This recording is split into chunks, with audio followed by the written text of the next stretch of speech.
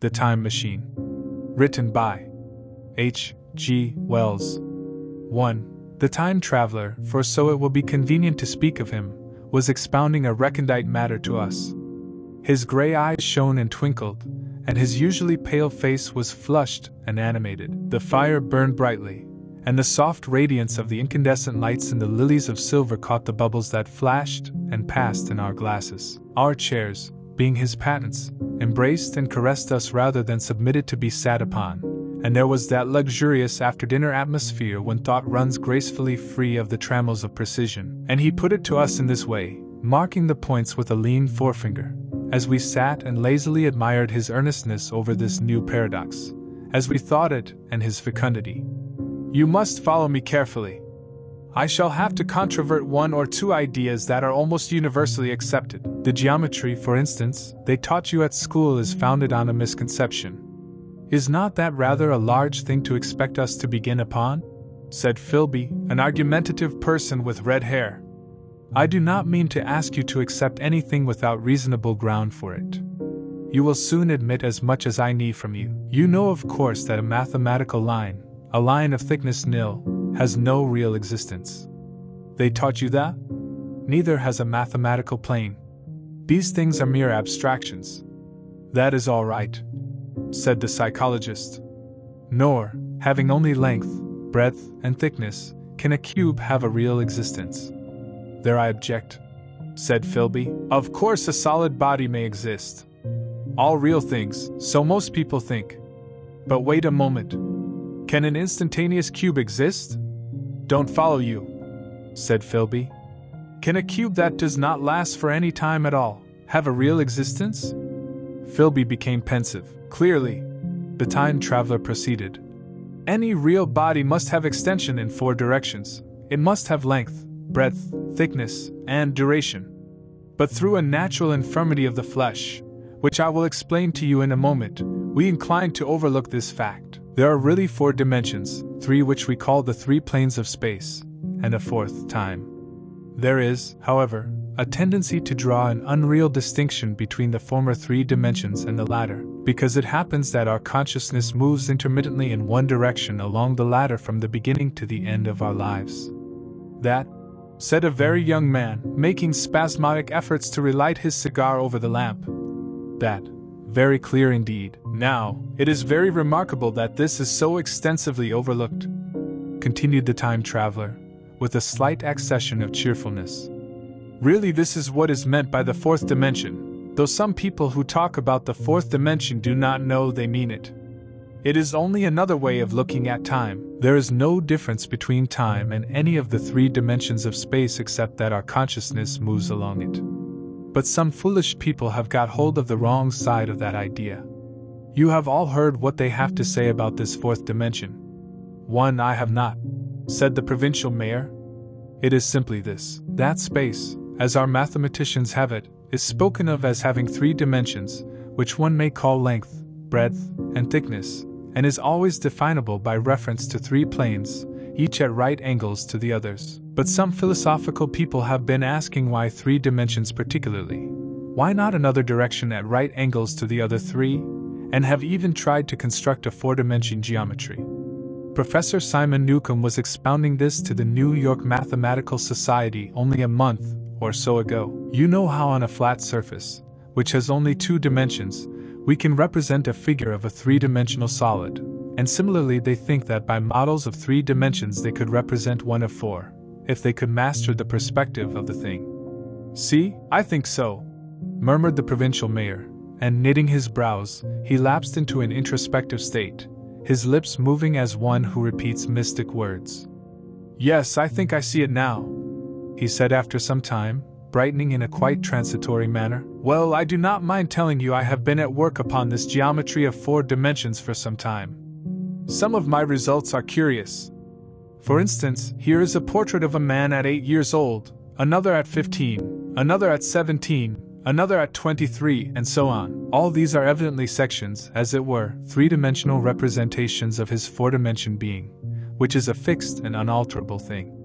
Scientific people, proceeded the time traveler, after the pause required for the proper assimilation of this, know very well that time is only a kind of space. Here is a popular scientific diagram, a weather record.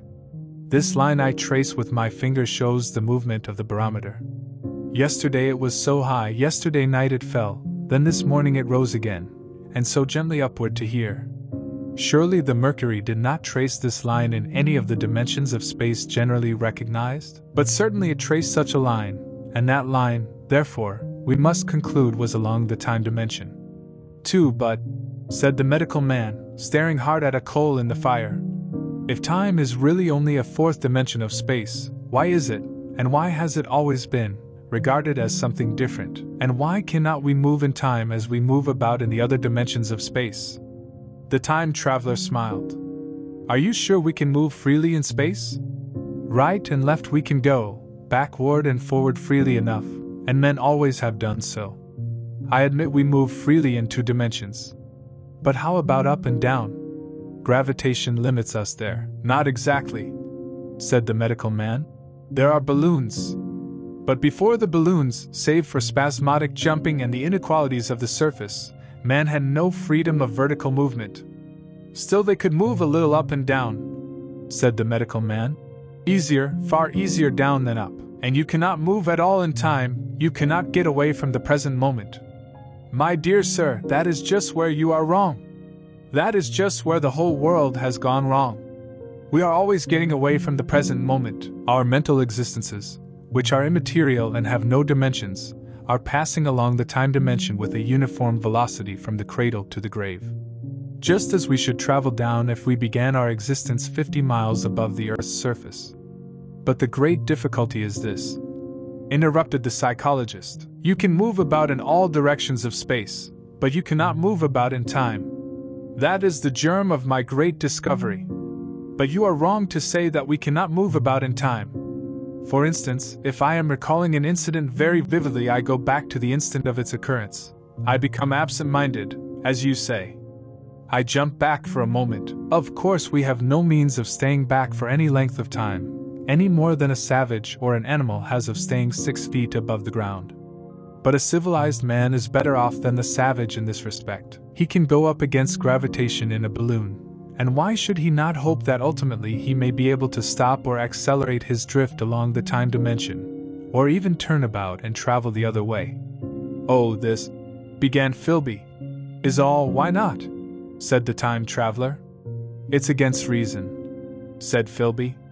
What reason? Said the time traveler.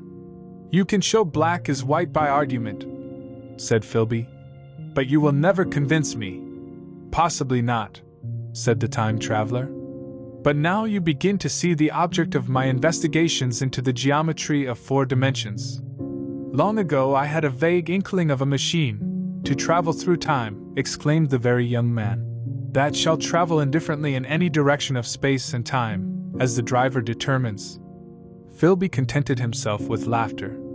But I have experimental verification. 3, said the time traveler. It would be remarkably convenient for the historian, the psychologist suggested. One might travel back and verify the accepted account of the Battle of Hastings, for instance. Don't you think you would attract attention? Said the medical man. Our ancestors had no great tolerance for anachronisms. One might get one's Greek from the very lips of Homer and Plato. The very young man thought, in which case they would certainly plow you for the little go. The German scholars have improved Greek so much. 4. Then there is the future, said the very young man. Just think. One might invest all one's money, leave it to accumulate at interest, and hurry on ahead to discover a society, said I, erected on a strictly communistic basis. 5. Of all the wild extravagant theories, began the psychologist. Yes, so it seemed to me, and so I never talked of it until experimental verification, cried I. You are going to verify that? The experiment, cried Philby, who was getting brain-weary. Let's see your experiment anyhow, said the psychologist. Though it's all humbug, you know. The time traveler smiled round at us. Then, still smiling faintly, and with his hands deep in his trouser pockets, he walked slowly out of the room, and we heard his slippers shuffling down the long passage to his laboratory. The psychologist looked at us. I wonder what he's got. Some sleight of hand trick or other, said the medical man, and Philby tried to tell us about a conjurer he had seen at Burslem 6, but before he had finished his preface the time traveler came back, and Philby's anecdote collapsed. The thing the time traveler held in his hand was a glittering metallic framework, scarcely larger than a small clock, and very delicately made. There was ivory in it, and some transparent crystalline substance. And now I must be explicit, for this that follows, unless his explanation is to be accepted, is an absolutely unaccountable thing. He took one of the small octagonal tables that were scattered about the room, and set it in front of the fire, with 2 legs on the hearth rug. On this table he placed the mechanism. Then he drew up a chair, and sat down. The only other object on the table was a small shaded lamp, the bright light of which fell upon the model. There were also perhaps a dozen candles about, 2 in brass candlesticks upon the mantel and several in sconces, so that the room was brilliantly illuminated. I sat in a low armchair nearest the fire, and I drew this forward so as to be almost between the time traveler and the fireplace. Philby sat behind him, looking over his shoulder. The medical man and the provincial mayor watched him in profile from the right, the psychologist from the left. The very young man stood behind the psychologist. We were all on the alert. It appears incredible to me that any kind of trick, however subtly conceived and however adroitly done, could have been played upon us under these conditions. The time traveler looked at us, and then at the mechanism. Well, said the psychologist. This little affair, said the time traveler, resting his elbows upon the table and pressing his hands together above the apparatus, is only a model. It is my plan for a machine to travel through time. You will notice that it looks singularly askew, and that there is an odd twinkling appearance about this bar, as though it was in some way unreal. He pointed to the part with his finger. Also, here is one little white lever, and here is another. The medical man got up out of his chair and peered into the thing. It's beautifully made, he said. It took 2 years to make, retorted the time traveler. Then, when we had all imitated the action of the medical man, he said, Now I want you clearly to understand that this lever, being pressed over, sends the machine gliding into the future, and this other reverses the motion. This saddle represents the seat of a time traveler. Presently I am going to press the lever, and off the machine will go. It will vanish, pass into future time, and disappear. Have a good look at the thing. Look at the table too, and satisfy yourselves there is no trickery. I don't want to waste this model, and then be told I'm a quack. There was a minute's pause perhaps. The psychologist seemed about to speak to me, but changed his mind. Then the time traveler put forth his finger towards the lever. No, he said suddenly. Lend me your hand. And turning to the psychologist, he took that individual's hand in his own and told him to put out his forefinger, so that it was the psychologist himself who sent forth the model time machine on its interminable voyage. We all saw the lever turn. I am absolutely certain there was no trickery. There was a breath of wind, and the lamp flame jumped. One of the candles on the mantel was blown out, and the little machine suddenly swung round, became indistinct, was seen as a ghost for a second perhaps, as an eddy of faintly glittering brass and ivory, and it was gone, vanished. Save for the lamp, the table was bare. Everyone was silent for a minute. Then Philby said he was damned. The psychologist recovered from his stupor, and suddenly looked under the table. At that the time traveler laughed cheerfully. Well, he said, with a reminiscence of the psychologist. Then, getting up, he went to the tobacco jar on the mantel, and with his back to us began to fill his pipe. We stared at each other. Look here, said the medical man. Are you in earnest about this? Do you seriously believe that that machine has traveled into time? Certainly, said the time traveler, stooping to light a spill at the fire. Then he turned, lighting his pipe, to look at the psychologist's face. The psychologist, to show that he was not unhinged, helped himself to a cigar and tried to light it uncut. What is more, I have a big machine nearly finished in there. He indicated the laboratory. And when that is put together, I mean to have a journey on my own account. You mean to say that that machine has traveled into the future? Said Philby. Into the future or the past, I don't, for certain, know which. After an interval, the psychologist had an inspiration. "It must have gone into the past if it has gone anywhere," he said. "Why?" said the time traveler. "Because I presume that it has not moved in space, and if it traveled into the future it would still be here all this time, since it must have traveled through this time." "But," I said, "if it traveled into the past it would have been visible when we came first into this room, and last Thursday when we were here, and the Thursday before that, and so forth." 7. Serious objections, remarked the provincial mayor, with an air of impartiality, turning towards the time traveler. "Not a bit," said the time traveler, and to the psychologist. "You think you can explain that? It's presentation below the threshold, you know, diluted presentation." "Of course," said the psychologist, and reassured us. "That's a simple point of psychology. I should have thought of it.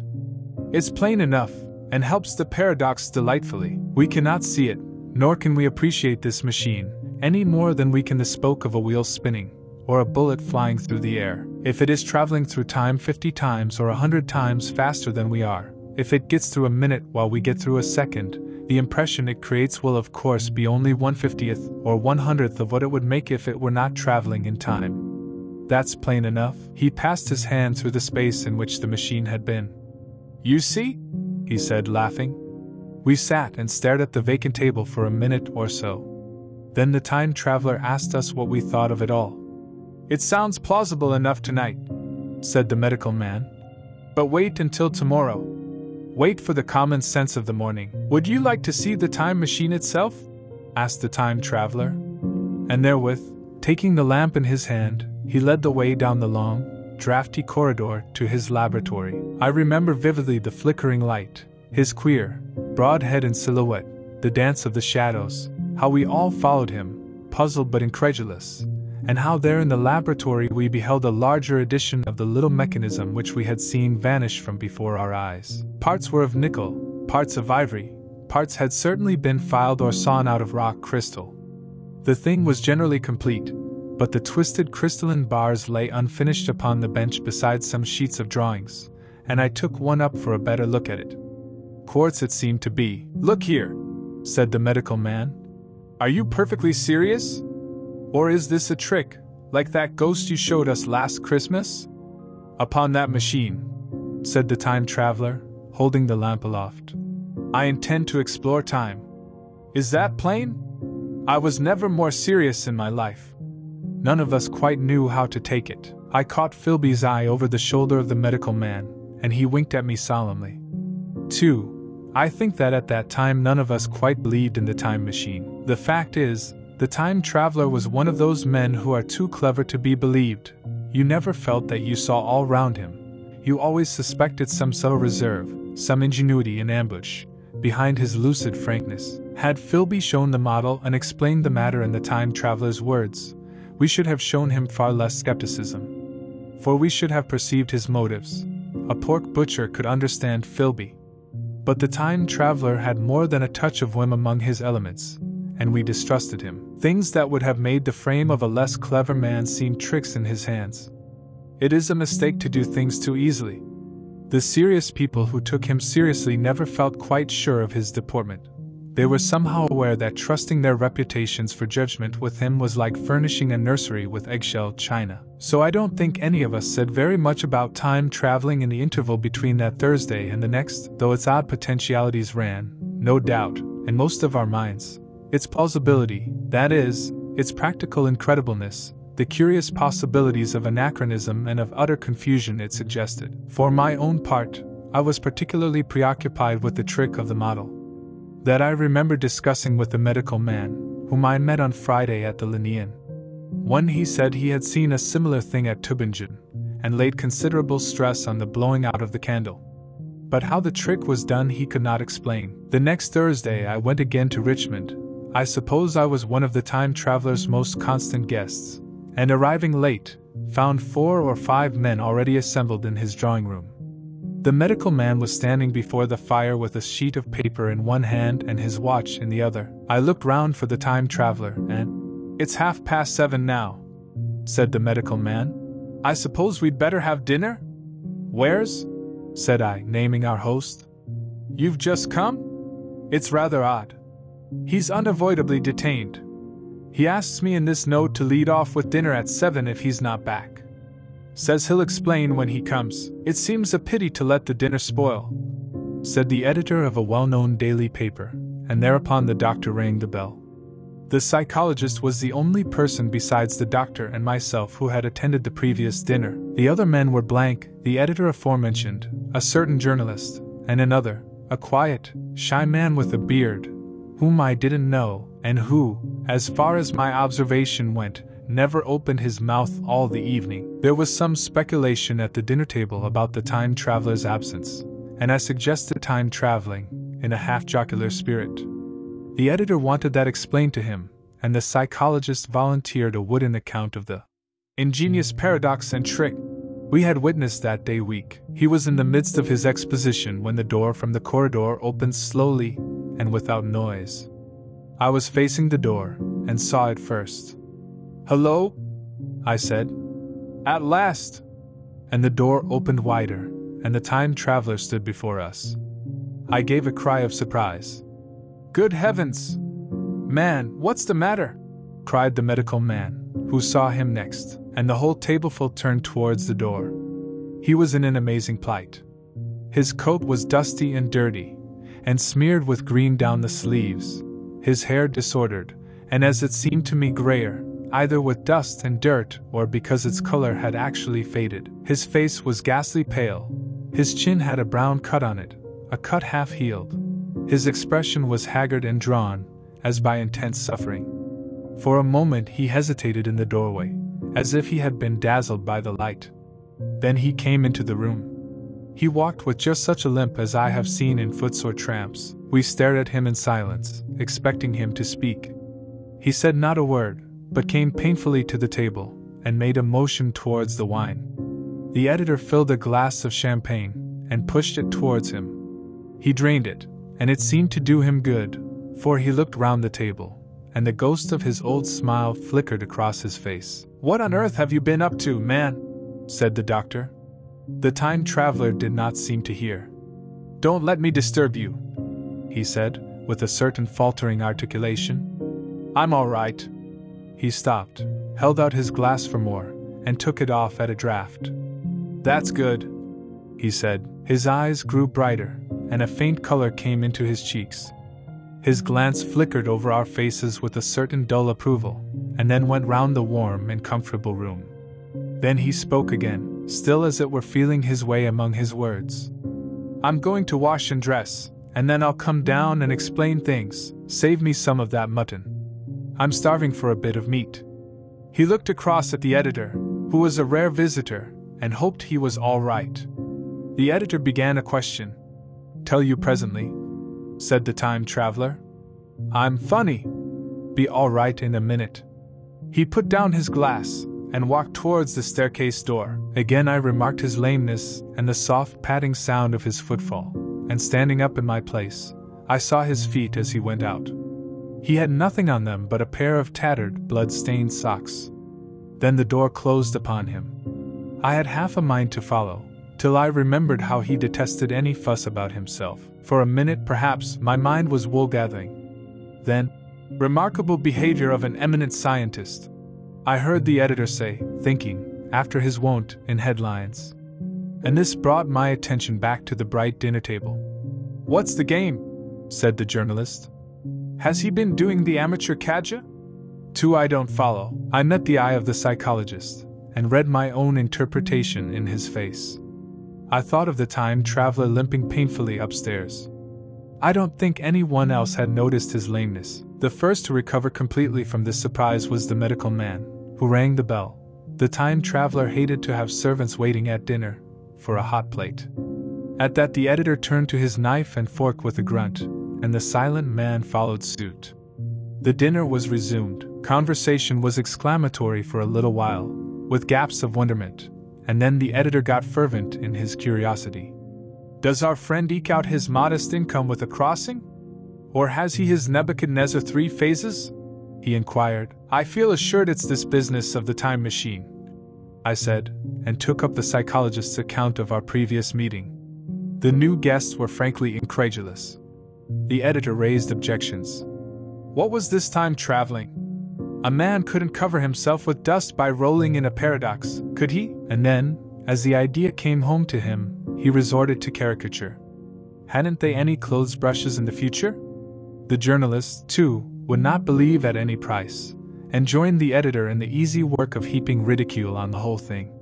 They were both the new kind of journalist, very joyous, irreverent young men. Our special correspondent in the Day After Tomorrow reports, the journalist was saying, or rather shouting, when the time traveler came back. He was dressed in ordinary evening clothes, and nothing save his haggard look remained of the change that had startled me. I say, said the editor hilariously, these chaps here say you have been traveling into the middle of next week. Tell us all about Little Roseberry, for will you? What will you take for the lot? The time traveler came to the place reserved for him without a word. He smiled quietly, in his old way. Where's my mutton? He said. What a treat it is to stick a fork into meat again. Story! Cried the editor. Story be damned, said the time traveler. I want something to eat. I won't say a word until I get some Peptone 5 into my arteries. Thanks. And the salt? One word, said I. Have you been time traveling? Yes, said the time traveler, with his mouth full, nodding his head.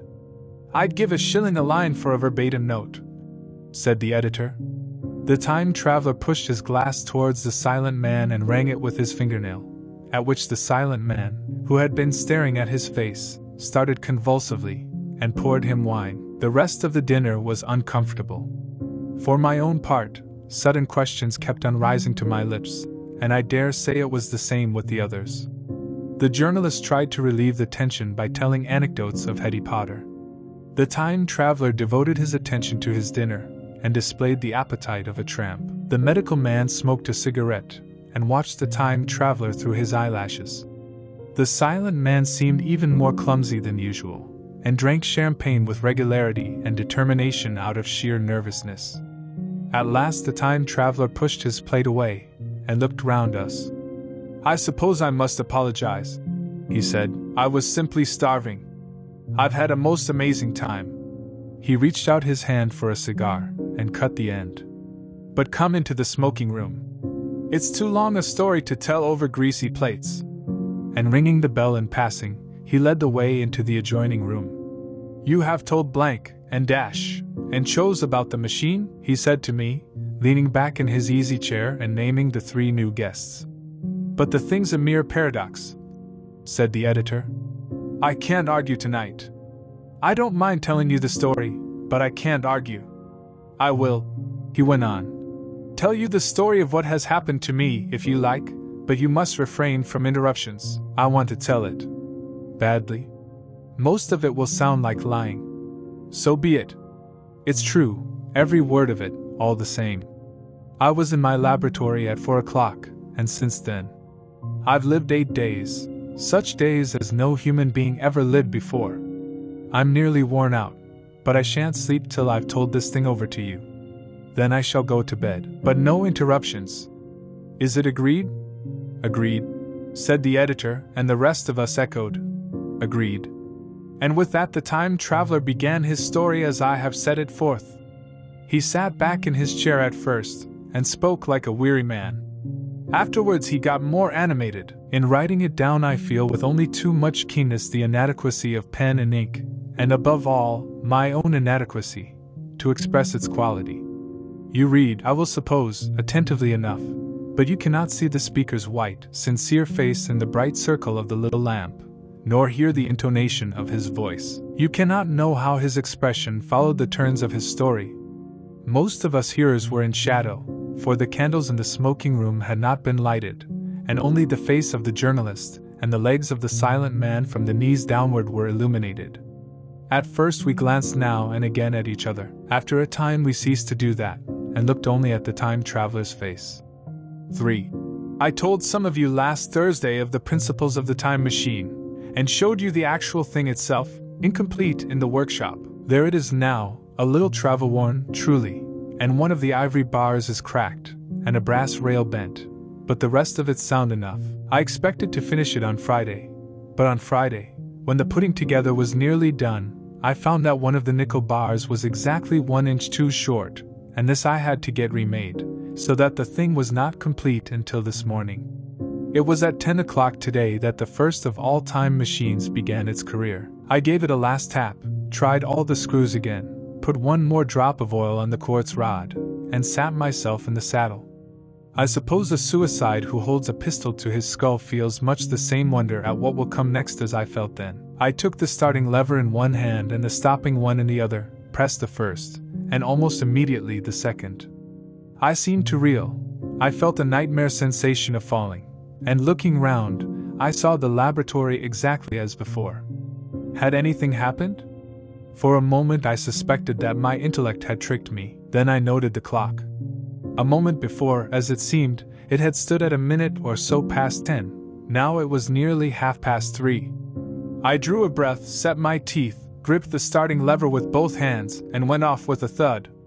The laboratory got hazy and went dark. Mrs. Watchett came in and walked, apparently without seeing me, towards the garden door.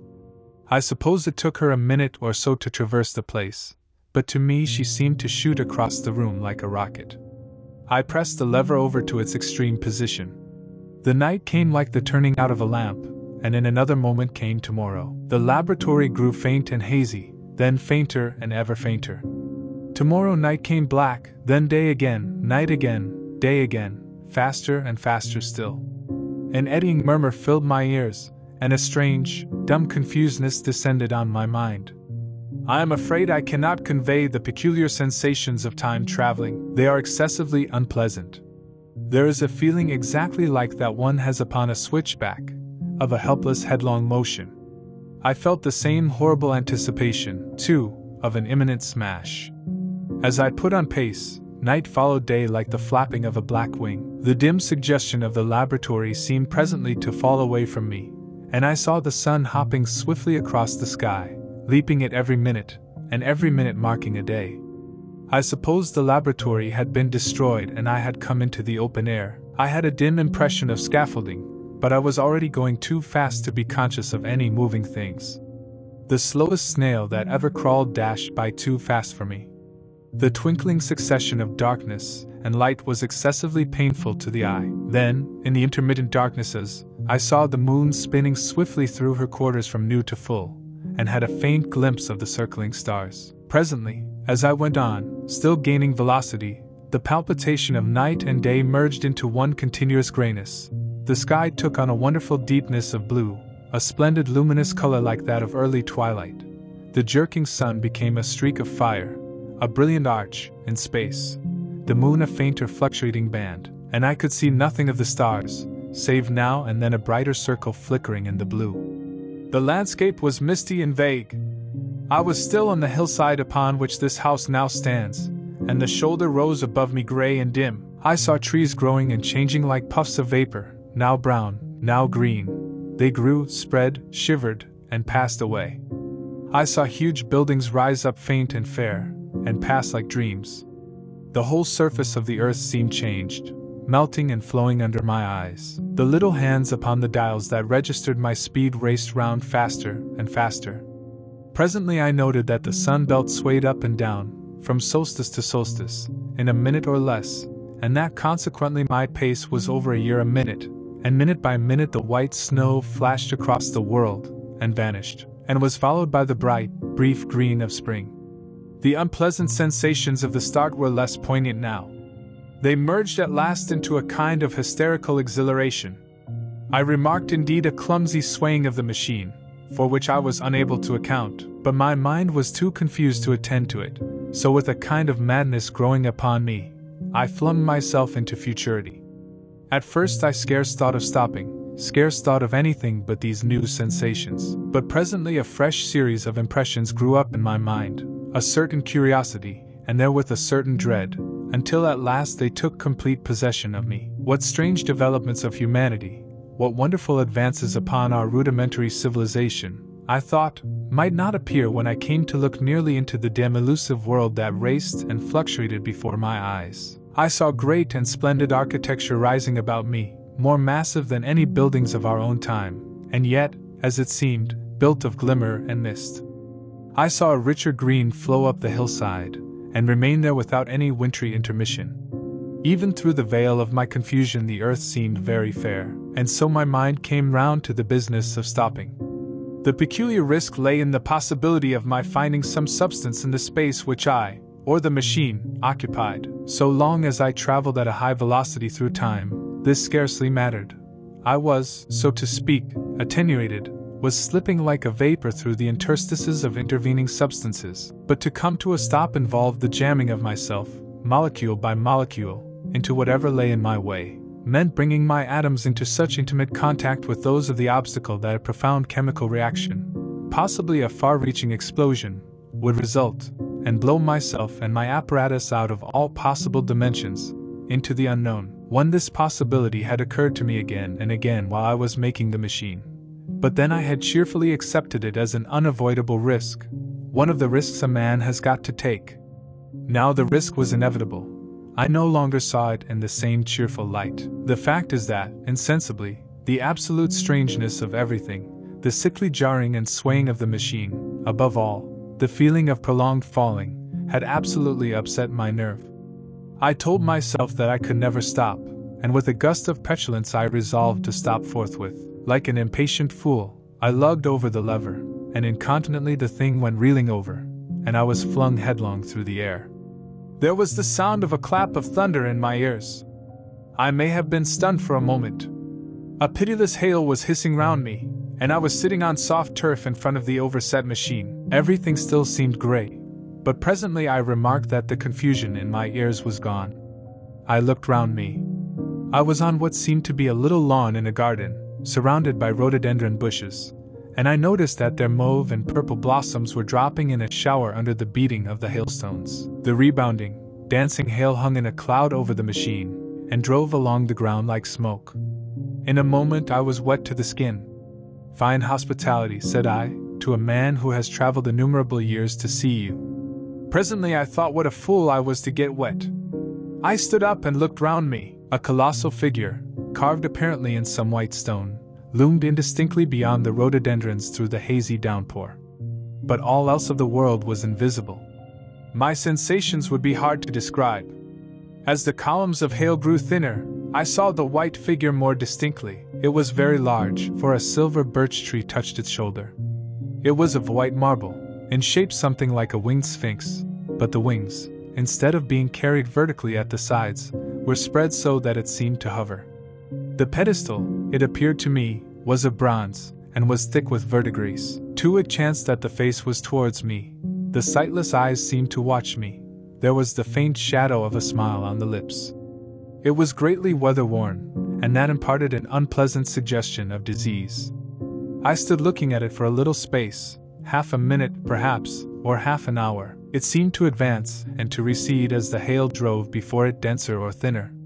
At last I tore my eyes from it for a moment, and saw that the hail curtain had worn threadbare, and that the sky was lightening with the promise of the sun.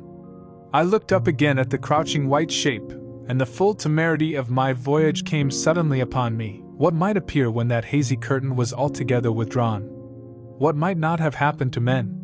What if cruelty had grown into a common passion? What if in this interval the race had lost its manliness, and had developed into something inhuman, unsympathetic, and overwhelmingly powerful? I might seem some old-world savage animal, only the more dreadful and disgusting for our common likeness, a foul creature to be incontinently slain. Already I saw other vast shapes, huge buildings with intricate parapets and tall columns, with a wooded hillside dimly creeping in upon me through the lessening storm. I was seized with a panic fear. I turned frantically to the time machine, and strove hard to readjust it. As I did so the shafts of the sun smote through the thunderstorm. The grey downpour was swept aside and vanished like the trailing garments of a ghost. Above me, in the intense blue of the summer sky, some faint brown shreds of cloud whirled into nothingness. The great buildings about me stood out clear and distinct, shining with the wet of the thunderstorm, and picked out in white by the unmelted hailstones piled along their courses. I felt naked in a strange world. I felt as perhaps a bird may feel in the clear air, knowing the hawk wings above and will swoop. My fear grew to frenzy. I took a breathing space, set my teeth, and again grappled fiercely, wrist and knee, with the machine. It struck my chin violently. One hand on the saddle, the other on the lever, I stood panting heavily in attitude to mount again. But with this recovery of a prompt retreat, my courage recovered. I looked more curiously and less fearfully at this world of the remote future. In a circular opening, high up in the wall of the nearer house, I saw a group of figures clad in rich soft robes. They had seen me, and their faces were directed towards me. Then I heard voices approaching me, coming through the bushes. By the white sphinx were the heads and shoulders of men running. One of these emerged in a pathway leading straight to the little lawn upon which I stood with my machine. He was a slight creature, perhaps 4 feet high, clad in a purple tunic, girdled at the waist with a leather belt. Sandals or buskins, I could not clearly distinguish which, were on his feet. His legs were bare to the knees, and his head was bare. Noticing that, I noticed for the first time how warm the air was. He struck me as being a very beautiful and graceful creature, but indescribably frail. His flushed face reminded me of the more beautiful kind of consumptive 3, that hectic beauty of which we used to hear so much. At the sight of him, I suddenly regained confidence. I took my hands from the machine. For, in another moment, we were standing face to face, I and this fragile thing out of futurity. He came straight up to me and laughed into my eyes. The absence from his bearing of any sign of fear struck me at once. Then he turned to the 2 others who were following him and spoke to them in a strange and very sweet and liquid tone. There were others coming, and presently a little group of perhaps 8 or 10 of these exquisite creatures were about me. One of them addressed me. It came into my head, oddly enough, that my voice was too harsh and deep for them. So I shook my head, and pointing to my ears, shook it again. He came a step forward, hesitated, and then touched my hand. Then I felt other soft little tentacles upon my back and shoulders. They wanted to make sure I was real. There was nothing in this at all alarming. Indeed, there was something in these pretty little people that inspired confidence, a graceful gentleness, a certain childlike ease, and besides, they looked so frail that I could fancy myself flinging the whole dozen of them about like 9 pins. But I made a sudden motion to warn them when I saw their little pink hands feeling at the time machine. Happily then, when it was not too late, I thought of a danger I had hitherto forgotten, and reaching over the bars of the machine, I unscrewed the little levers that would set it in motion, and put these in my pocket. Then I turned again to see what I could do in the way of communication. And then, looking more nearly into their features, I saw some further peculiarities in their Dresden china. One type of prettiness. Their hair, which was uniformly curly, came to a sharp end at the neck and cheek. There was not the faintest suggestion of it on the face, and their ears were singularly minute. The mouths were small, with bright red, rather thin lips, and the little chins ran to a point. The eyes were large and mild, and this may seem egotism on my part. I fancied even that there was a certain lack of the interest I might have expected in them, as they made no effort to communicate with me, but simply stood round me smiling and speaking in soft cooing notes to each other. I began the conversation. I pointed to the time machine and to myself. Then, hesitating for a moment how to express time, I pointed to the sun. At once a quaintly pretty little figure in checkered purple and white followed my gesture, and then astonished me by imitating the sound of thunder. For a moment I was staggered, though the import of his gesture was plain enough. The question had come into my mind abruptly: were these creatures fools? You may hardly understand how it took me. You see, I had always anticipated that the people of the year 800 and 2000 odd would be incredibly in front of us in knowledge, art, everything. Then one of them suddenly asked me a question that showed him to be on the intellectual level of one of our 5-year-old children. Asked me, in fact, if I had come from the sun in a thunderstorm. It let loose the judgment I had suspended upon their clothes, their frail light limbs, and fragile features. A flow of disappointment rushed across my mind. For a moment I felt that I had built the time machine in vain. I nodded, pointed to the sun, and gave them such a vivid rendering of a thunderclap as startled them. They all withdrew a pace or so and bowed. Then came one laughing towards me, carrying a chain of beautiful flowers altogether new to me, and put it about my neck. The idea was received with melodious applause, and presently they were all running to and fro for flowers, and laughingly flinging them upon me until I was almost smothered with blossom. You who have never seen the like can scarcely imagine what delicate and wonderful flowers countless years of culture had created. Then someone suggested that their playthings should be exhibited in the nearest building, and so I was led past the Sphinx of white marble, which had seemed to watch me all the while with a smile at my astonishment, towards a vast grey edifice of fretted stone. As I went with them, the memory of my confident anticipations of a profoundly grave and intellectual posterity came, with irresistible merriment, to my mind. The building had a huge entry, and was altogether of colossal dimensions. I was naturally most occupied with the growing crowd of little people, and with the big open portals that yawned before me shadowy and mysterious. My general impression of the world I saw over their heads was a tangled waste of beautiful bushes and flowers, a long neglected and yet weedless garden. I saw a number of tall spikes of strange white flowers, measuring a foot perhaps across the spread of the waxen petals. They grew scattered, as if wild, among the variegated shrubs, but, as I say, I did not examine them closely at this time.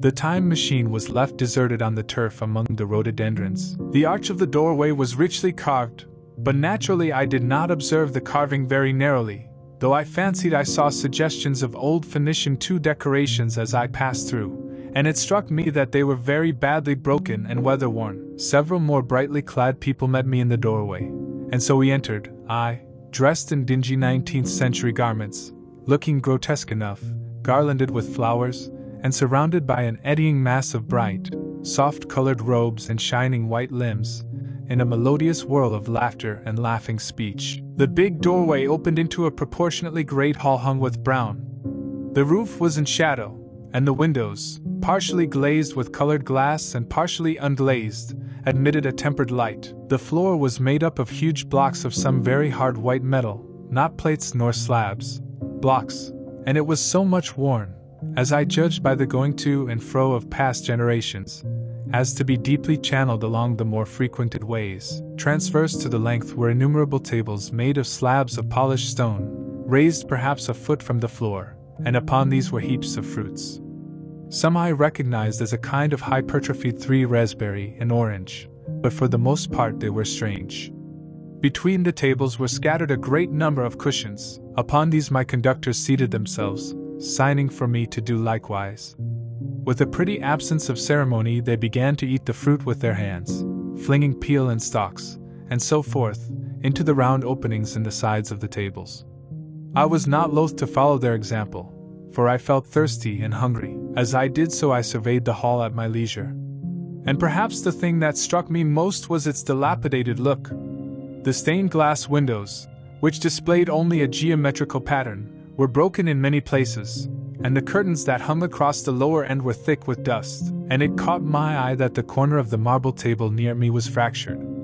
Nevertheless, the general effect was extremely rich and picturesque. There were, perhaps, a couple of 100 people dining in the hall, and most of them, seated as near to me as they could come, were watching me with interest, their little eyes shining over the fruit they were eating.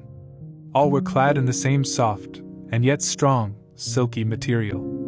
Fruit, by the by, was all their diet. These people of the remote future were strict vegetarians, and while I was with them, in spite of some carnal cravings, I had to be frugivorous also. Indeed, I found afterwards that horses, cattle, sheep, dogs, had followed the ichthyosaurus into extinction, but the fruits were very delightful. One, in particular, that seemed to be in season all the time I was there, a flowery thing in a 3-sided husk, was especially good, and I made it my staple. At first I was puzzled by all these strange fruits, and by the stranger flowers I saw, but later I began to perceive their import. However, I am telling you of my fruit dinner in the distant future now. So soon as my appetite was a little checked, I determined to make a resolute attempt to learn the speech of these new men of mine. Clearly that was the next thing to do. The fruits seemed a convenient thing to begin upon, and holding one of these up I began a series of interrogative sounds and gestures. I had some considerable difficulty in conveying my meaning. At first my efforts met with a stare of surprise or inextinguishable laughter, but presently a fair-haired little creature seemed to grasp my intention and repeated a name. They had to chatter and explain the business at great length to each other, and my first attempts to make the exquisite little sounds of their language caused an immense amount of amusement. However, I felt like a schoolmaster amidst children, and persisted, and presently I had a score of noun substantives at least at my command, and then I got to demonstrative pronouns, and even the verb to eat. But it was slow work, and the little people soon tired and wanted to get away from my interrogations, so I determined, rather of necessity, to let them give their lessons in little doses when they felt inclined. And very little doses I found they were before long, for I never met people more indolent, or more easily fatigued. A queer thing I soon discovered about my little hosts, and that was their lack of interest. They would come to me with eager cries of astonishment, like children, but like children they would soon stop examining me and wander away after some other toy. The dinner and my conversational beginnings ended, I noted for the first time that almost all those who had surrounded me at first were gone. It is odd, too, how speedily I came to disregard these little people. I went out through the portal into the sunlit world again so soon as my hunger was satisfied. I was continually meeting more of these men of the future, who would follow me a little distance, chatter and laugh about me, and having smiled and gesticulated in a friendly way, leave me again to my own devices. The calm of evening was upon the world as I emerged from the great hall, and the scene was lit by the warm glow of the setting sun. At first things were very confusing. Everything was so entirely different from the world I had known, even the flowers. The big building I had left was situated on the slope of a broad river valley, but the Thames had shifted perhaps a mile from its present position. I resolved to mount to the summit of a crest, perhaps a mile and a half away, from which I could get a wider view of this our planet in the year 802,701 AD. For that, I should explain, was the date the little dials of my machine recorded. As I walked I was watchful for every impression that could possibly help to explain the condition of ruinous splendor in which I found the world, for ruinous it was. A little way up the hill, for instance, was a great heap of granite, bound together by masses of aluminium, a vast labyrinth of precipitous walls and crumbled heaps, amidst which were thick heaps of very beautiful pagoda-like plants, nettles possibly, but wonderfully tinted with brown about the leaves, and incapable of stinging. It was evidently the derelict remains of some vast structure, to what end built I could not determine. It was here that I was destined, at a later date, to have a very strange experience, the first intimation of a still stranger discovery, but of that I will speak in its proper place. Looking round with a sudden thought, from a terrace on which I rested for a while, I realized that there were no small houses to be seen. Apparently the single house, and possibly even the household, had vanished. Here and there among the greenery were palace-like buildings, but the house and the cottage, which formed such characteristic features of our own English landscape, had disappeared. Communism, for said I to myself, and on the heels of that came another thought. I looked at the half-dozen little figures that were following me. Then, in a flash, I perceived that all had the same form of costume, the same soft hairless visage, and the same girlish rotundity of limb. It may seem strange, perhaps, that I had not noticed this before. But everything was so strange. Now, I saw the fact plainly enough. In costume, and in all the differences of texture and bearing that now mark off the sexes from each other, these people of the future were alike. And the children seemed to my eyes to be but the miniatures of their parents. I judged, then, that the children of that time were extremely precocious, physically at least, and I found afterwards abundant verification of my opinion. Seeing the ease and security in which these people were living, I felt that this close resemblance of the sexes was after all what one would expect, for the strength of a man and the softness of a woman, the institution of the family, and the differentiation of occupations are mere militant necessities of an age of physical force, where population is balanced and abundant. Much childbearing becomes an evil rather than a blessing to the state. Where violence comes but rarely and offspring are secure, there is less necessity. Indeed, there is no necessity for an efficient family, and the specialization of the sexes five with reference to their children's needs disappears. We see some beginnings of this even in our own time, and in this future age it was complete. This, I must remind you, was my speculation at the time. Later, I was to appreciate how far it fell short of the reality. While I was musing upon these things, my attention was attracted by a pretty little structure, like a well under a cupola. I thought in a transitory way of the oddness of wells still existing, and then resumed the thread of my speculations. There were no large buildings towards the top of the hill, and as my walking powers were evidently miraculous, I was presently left alone for the first time. With a strange sense of freedom and adventure, I pushed on up to the crest. There I found a seat of some yellow metal that I did not recognize, corroded in places with a kind of pinkish rust and half smothered in soft moss, the armrests cast and filed into the resemblance of griffins' heads. I sat down on it, and I surveyed the broad view of our old world under the sunset of that long day. It was as sweet and fair a view as I have ever seen. The sun had already gone below the horizon, and the west was flaming gold, touched with some horizontal bars of purple and crimson. Below was the valley of the Thames, in which the river lay like a band of burnished steel. I have already spoken of the great palaces dotted about among the variegated greenery, some in ruins and some still occupied. Here and there rose a white or silvery figure in the waste garden of the earth. Here and there came the sharp vertical line of some cupola or obelisk. There were no hedges, no signs of proprietary rights, no evidences of agriculture. The whole earth had become a garden. So watching, I began to put my interpretation upon the things I had seen, and as it shaped itself to me that evening, my interpretation was something in this way. Afterwards I found I had got only a half-truth, or only a glimpse of one facet of the truth. It seemed to me that I had happened upon humanity upon the wane. The ruddy sunset set me thinking of the sunset of mankind. For the first time I began to realize an odd consequence of the social effort in which we are at present engaged. And yet, come to think, it is a logical consequence enough.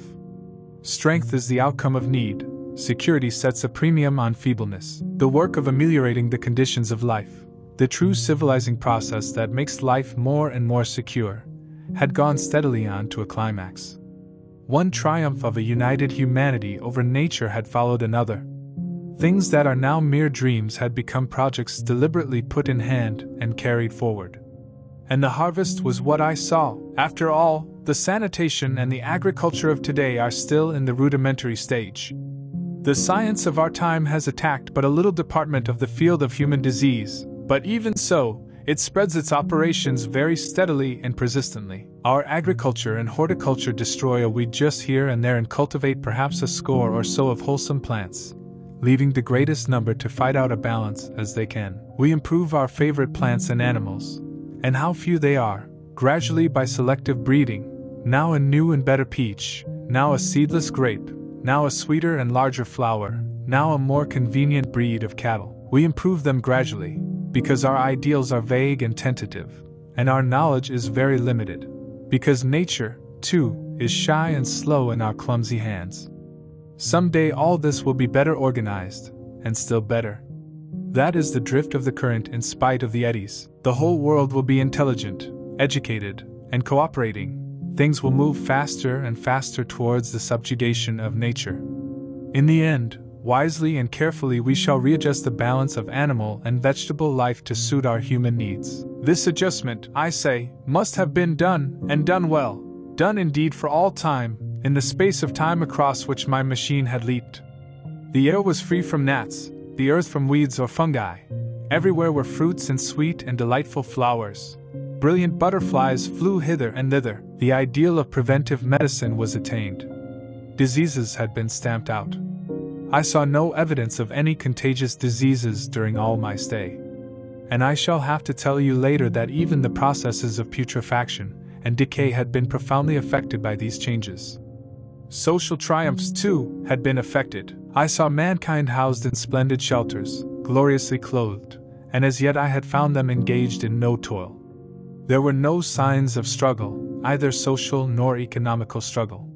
The shop, the advertisement, traffic, all that commerce which constitutes the body of our world, was gone. It was natural on that golden evening that I should jump at the idea of a social paradise. The difficulty of increasing population had been met, I guessed, and population had ceased to increase.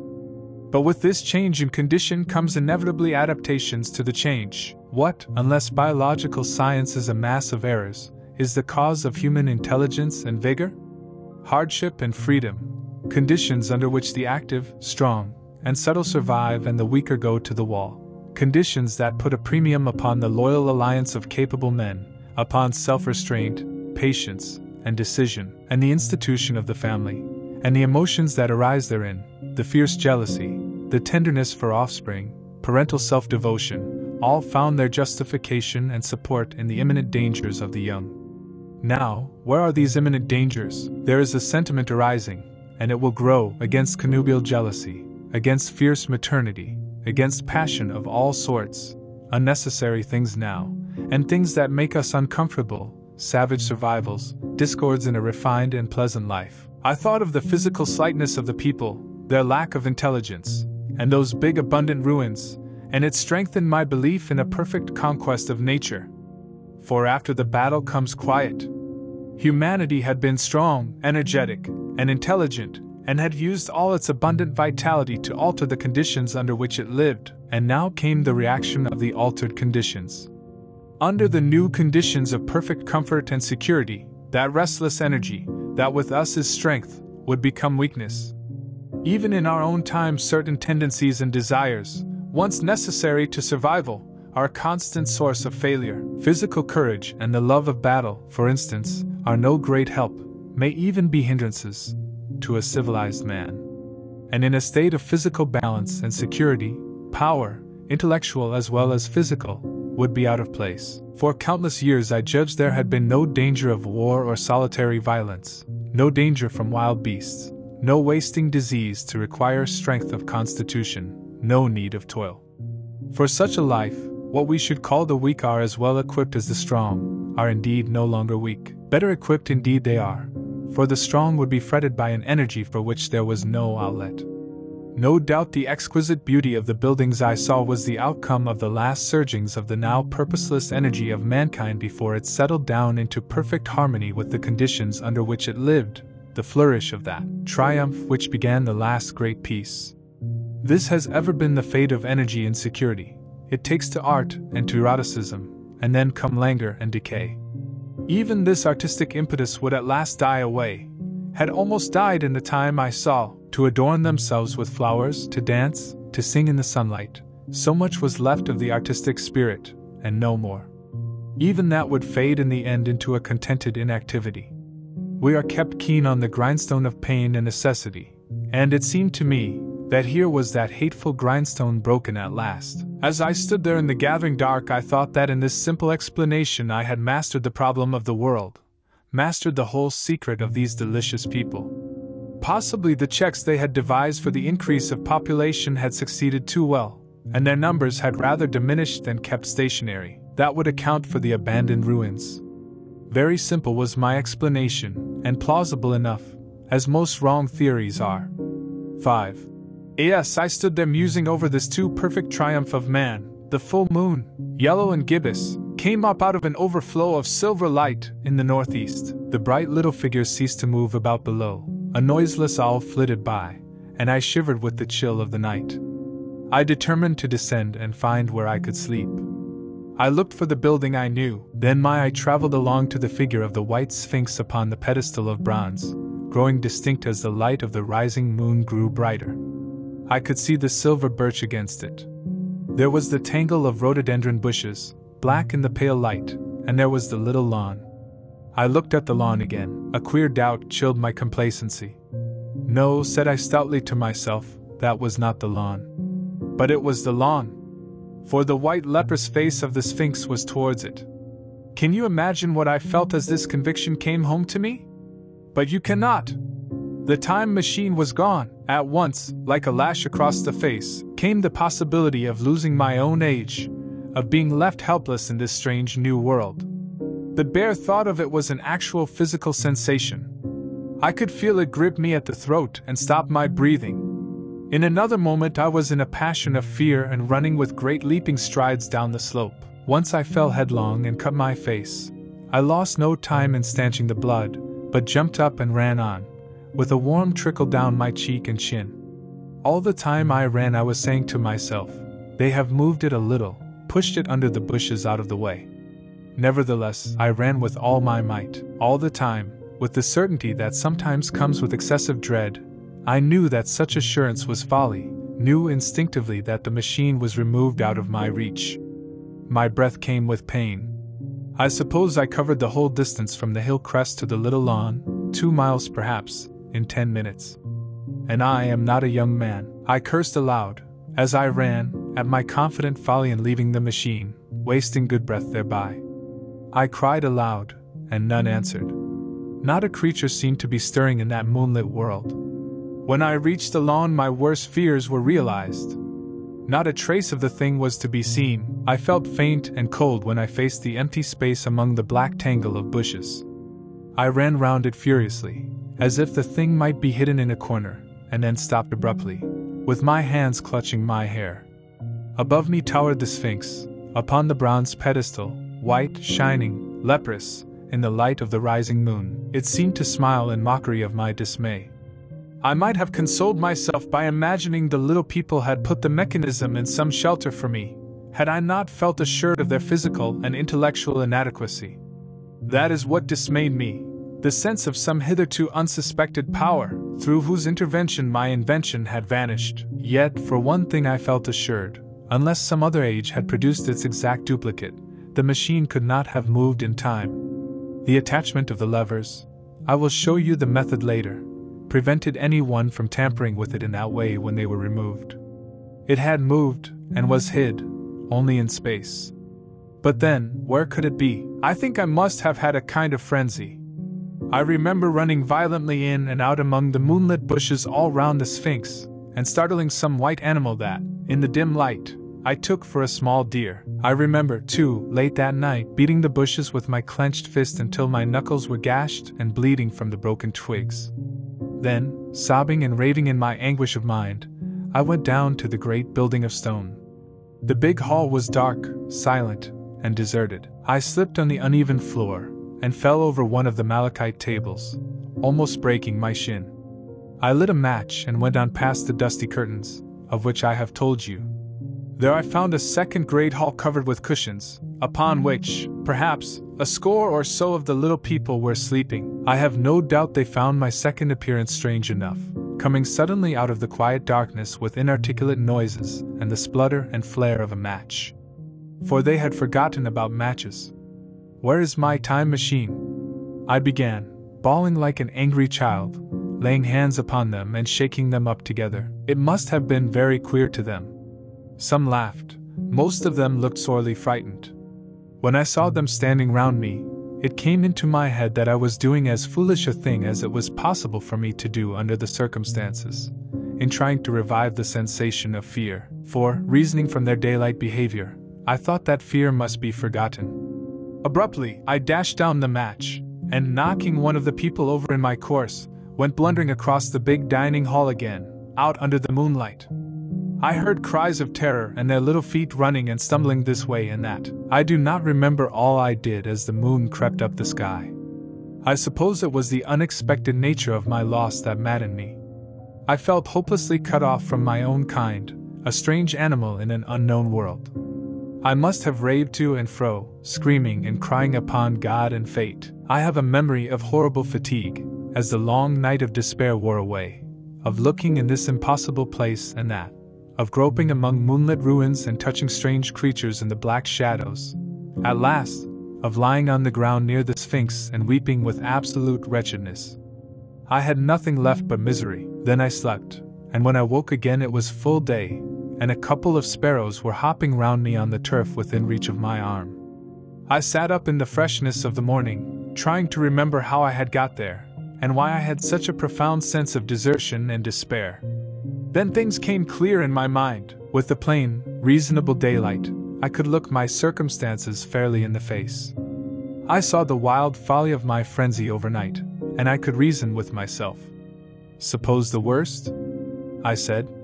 Suppose the machine altogether lost, perhaps destroyed. It behoves me to be calm and patient, to learn the way of the people, to get a clear idea of the method of my loss, and the means of getting materials and tools, so that in the end, perhaps, I may make another. That would be my only hope, perhaps, but better than despair. And after all, it was a beautiful and curious world. But probably, the machine had only been taken away. Still, I must be calm and patient, find its hiding place, and recover it by force or cunning.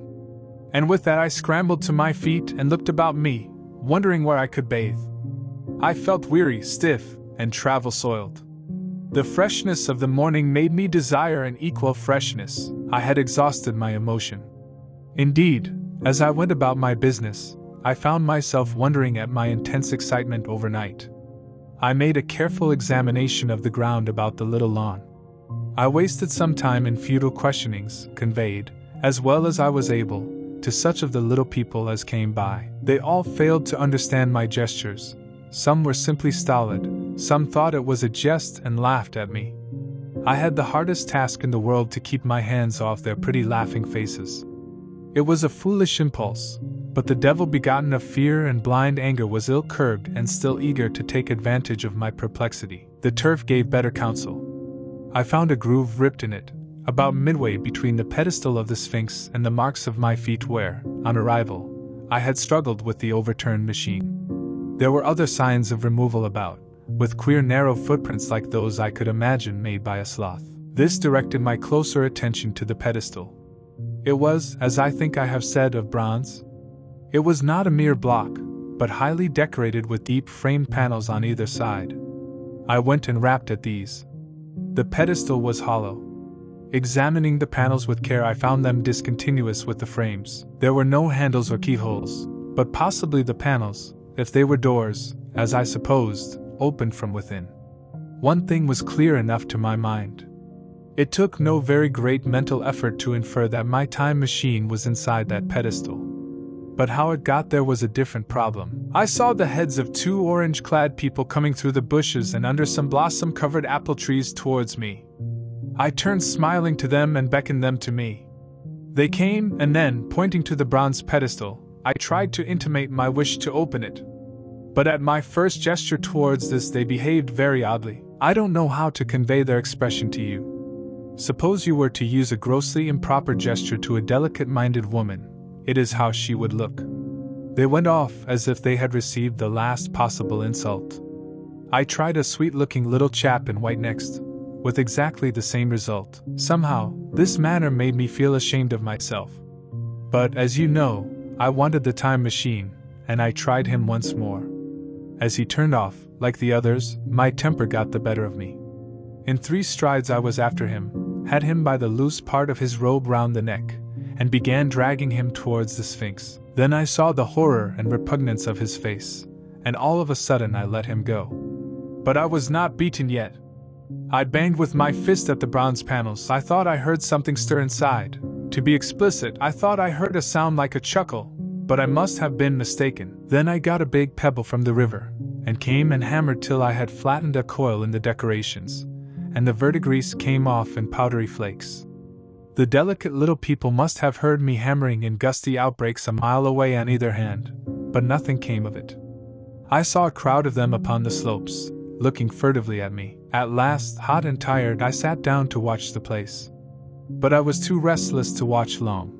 I am too occidental one for a long vigil. I could work at a problem for years, but to wait inactive for 24 hours, that is another matter.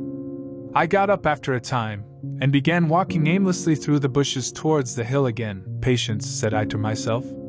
If you want your machine again, you must leave that Sphinx alone. If they mean to take your machine away, it's little good you're wrecking their bronze panels, and if they don't, you will get it back as soon as you can ask for it. To sit among all those unknown things before a puzzle like that is hopeless. That way lies monomania. Face this world. Learn its ways, watch it. Be careful of too hasty guesses at its meaning.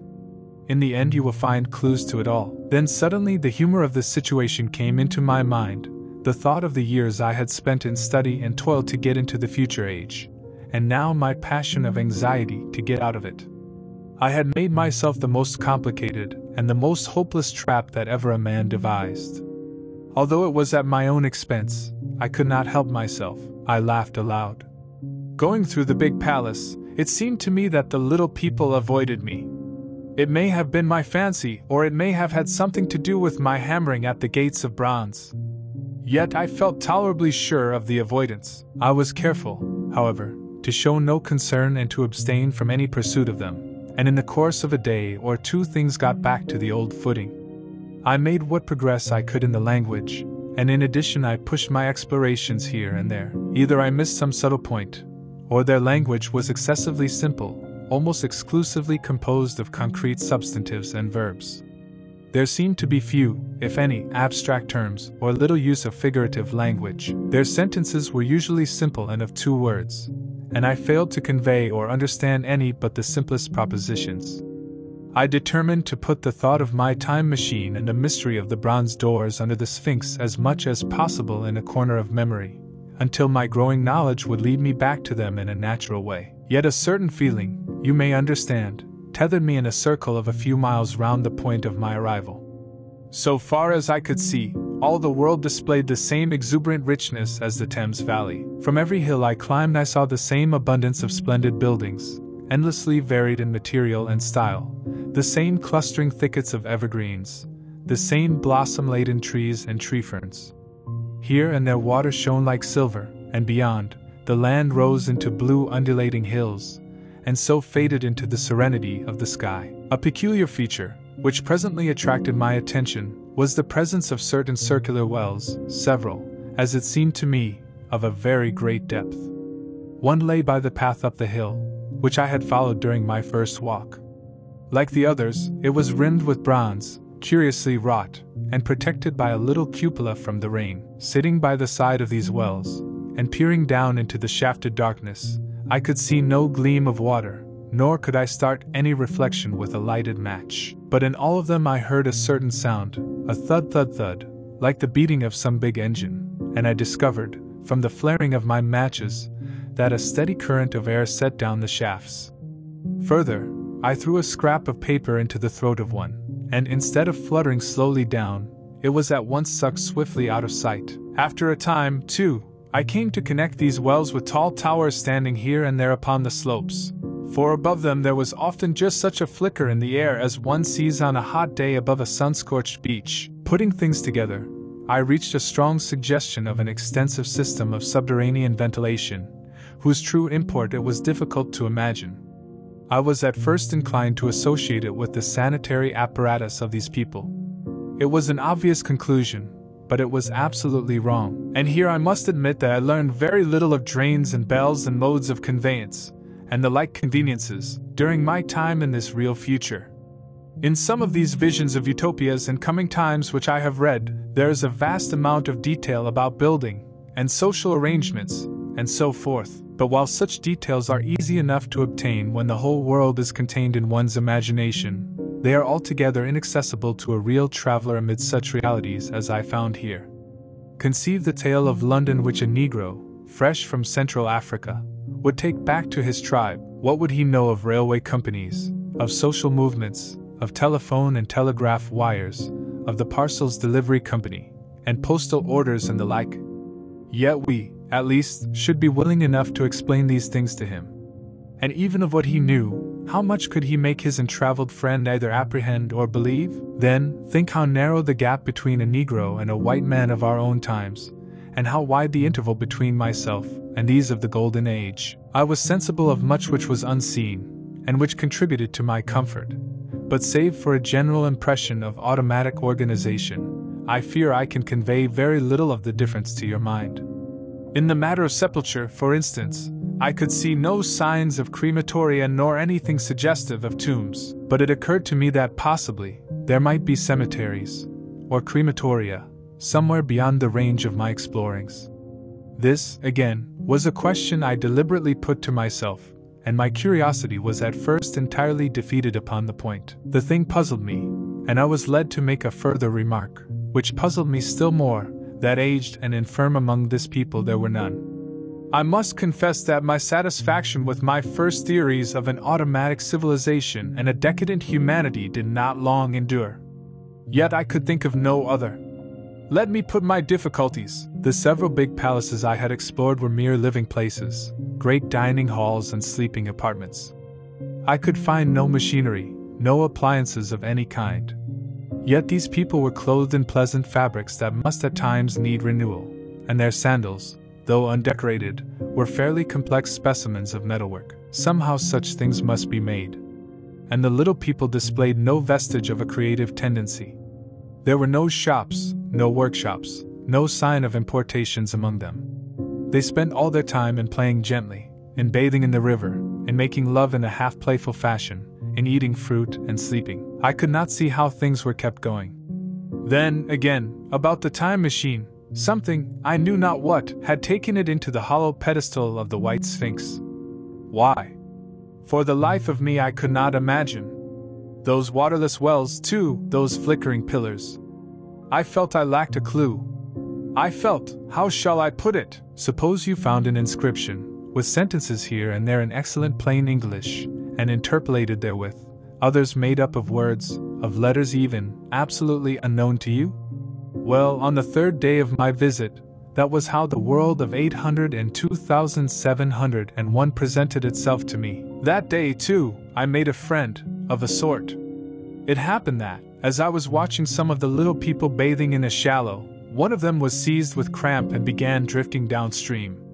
The main current ran rather swiftly, but not too strongly for even a moderate swimmer. It will give you an idea, therefore, of the strange deficiency in these creatures, when I tell you that none made the slightest attempt to rescue the weakly crying little thing which was drowning before their eyes. When I realized this, I hurriedly slipped off my clothes, and wading in at a point lower down, I caught the poor mite and drew her safe to land. A little rubbing of limbs soon brought her round, and I had the satisfaction of seeing she was all right before I left her. I had got to such a low estimate of her kind that I did not expect any gratitude from her. In that, however, I was wrong. This happened in the morning. In the afternoon I met my little woman, as I believe it was, as I was returning towards my center from an exploration, and she received me with cries of delight and presented me with a big garland of flowers, evidently made for me and me alone. The thing took my imagination.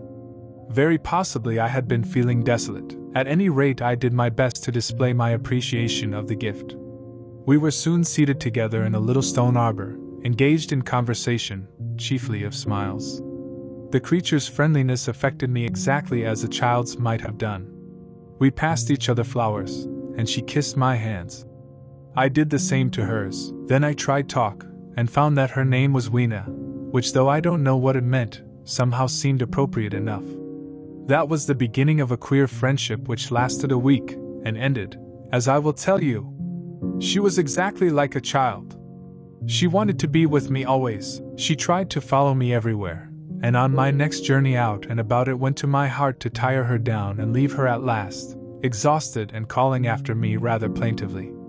But the problems of the world had to be mastered. I had not, I said to myself, come into the future to carry on a miniature flirtation. Yet her distress when I left her was very great. Her expostulations at the parting were sometimes frantic, and I think, altogether, I had as much trouble as comfort from her devotion. Nevertheless she was, somehow, a very great comfort. I thought it was mere childish affection that made her cling to me. Until it was too late, I did not clearly know what I had inflicted upon her when I left her.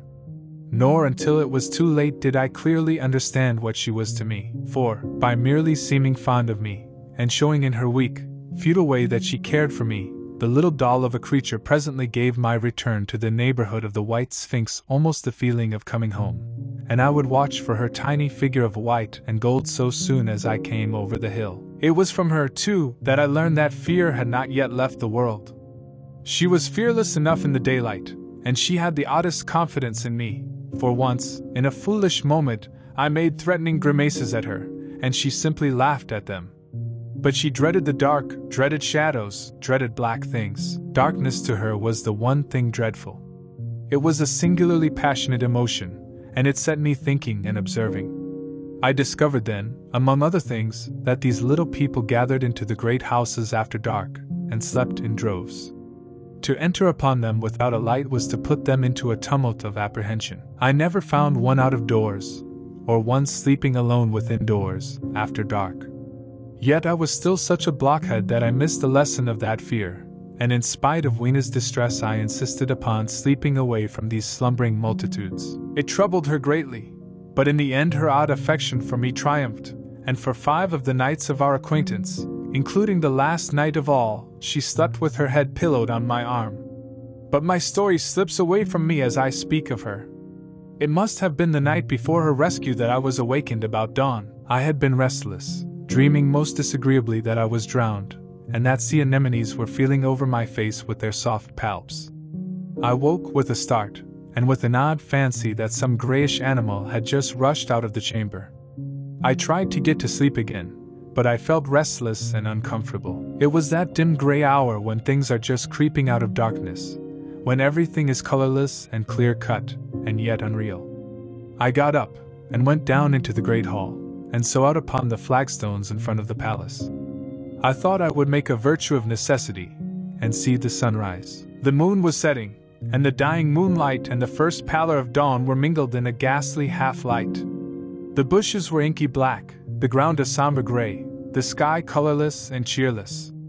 And up the hill I thought I could see ghosts. There several times, as I scanned the slope, I saw white figures. Twice I fancied I saw a solitary white, ape-like creature running rather quickly up the hill, and once near the ruins I saw a leash of them carrying some dark body. They moved hastily.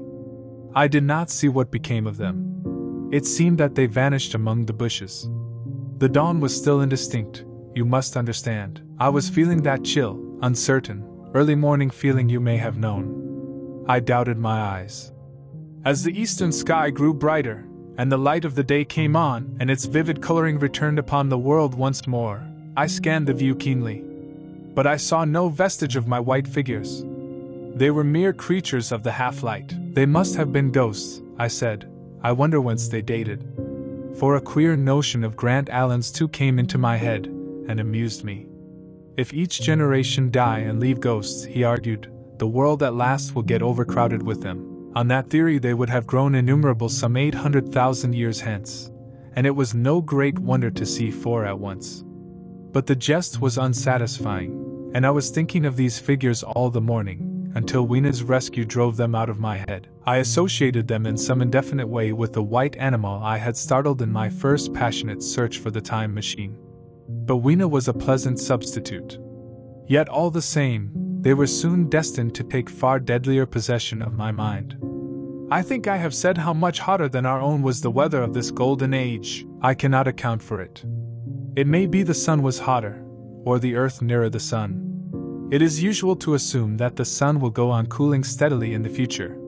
But people, unfamiliar with such speculations as those of the younger Darwin, forget that the planets must ultimately fall back one by one into the parent body. As these catastrophes occur, the sun will blaze with renewed energy, and it may be that some inner planet had suffered this fate. Whatever the reason, the fact remains that the sun was very much hotter than we know it. Well, one very hot morning, my 4th, I think, as I was seeking shelter from the heat and glare in a colossal ruin near the great house where I slept and fed, there happened this strange thing.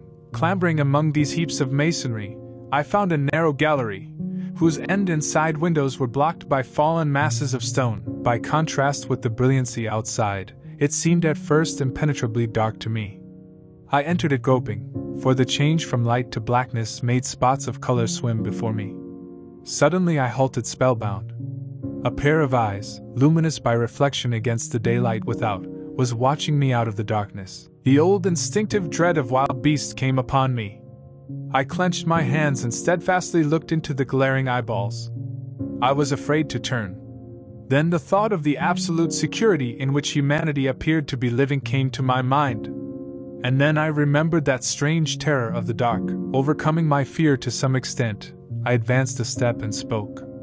I will admit that my voice was harsh and ill-controlled. I put out my hand and touched something soft. At once the eyes darted sideways, and something white ran past me. I turned with my heart in my mouth, and saw a queer little ape-like figure, its head held down in a peculiar manner, running across the sunlit space behind me.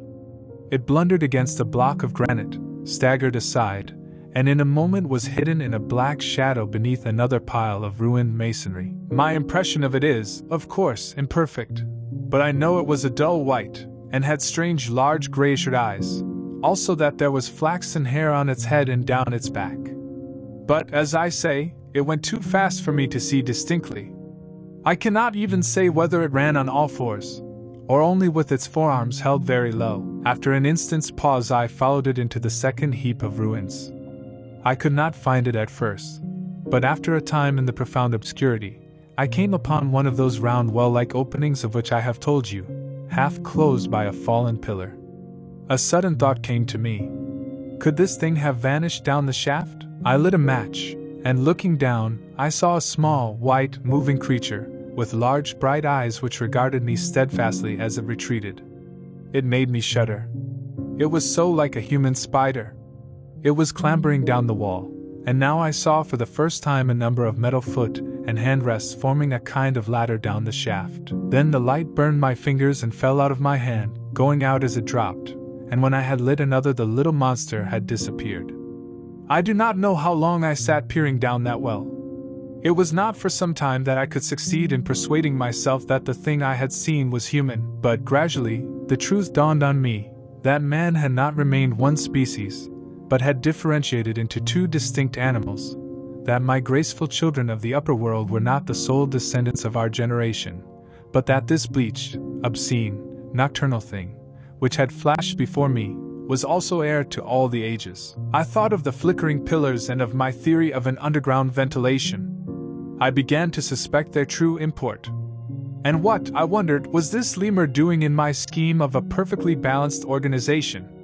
How was it related to the indolent serenity of the beautiful upperworlders, and what was hidden down there, at the foot of that shaft? I sat upon the edge of the well telling myself that, at any rate, there was nothing to fear, and that there I must descend for the solution of my difficulties. And withal I was absolutely afraid to go. As I hesitated, two of the beautiful upper-world people came running in their amorous sport across the daylight in the shadow. The male pursued the female, flinging flowers at her as he ran. They seemed distressed to find me, my arm against the overturned pillar, peering down the well. Apparently it was considered bad form to remark these apertures, for when I pointed to this one, and tried to frame a question about it in their tongue, they were still more visibly distressed and turned away. But they were interested by my matches, and I struck some to amuse them. I tried them again about the well, and again I failed. So presently I left them, meaning to go back to Weena, and see what I could get from her. But my mind was already in revolution. My guesses and impressions were slipping and sliding to a new adjustment. I had now a clue to the import of these wells, to the ventilating towers, to the mystery of the ghosts. To say nothing of a hint at the meaning of the bronze gates and the fate of the time machine. And very vaguely there came a suggestion towards the solution of the economic problem that had puzzled me. Here was the new view. Plainly, this second species of man was subterranean. There were three circumstances in particular which made me think that its rare emergence above ground was the outcome of a long-continued underground look common in most animals that live largely in the dark.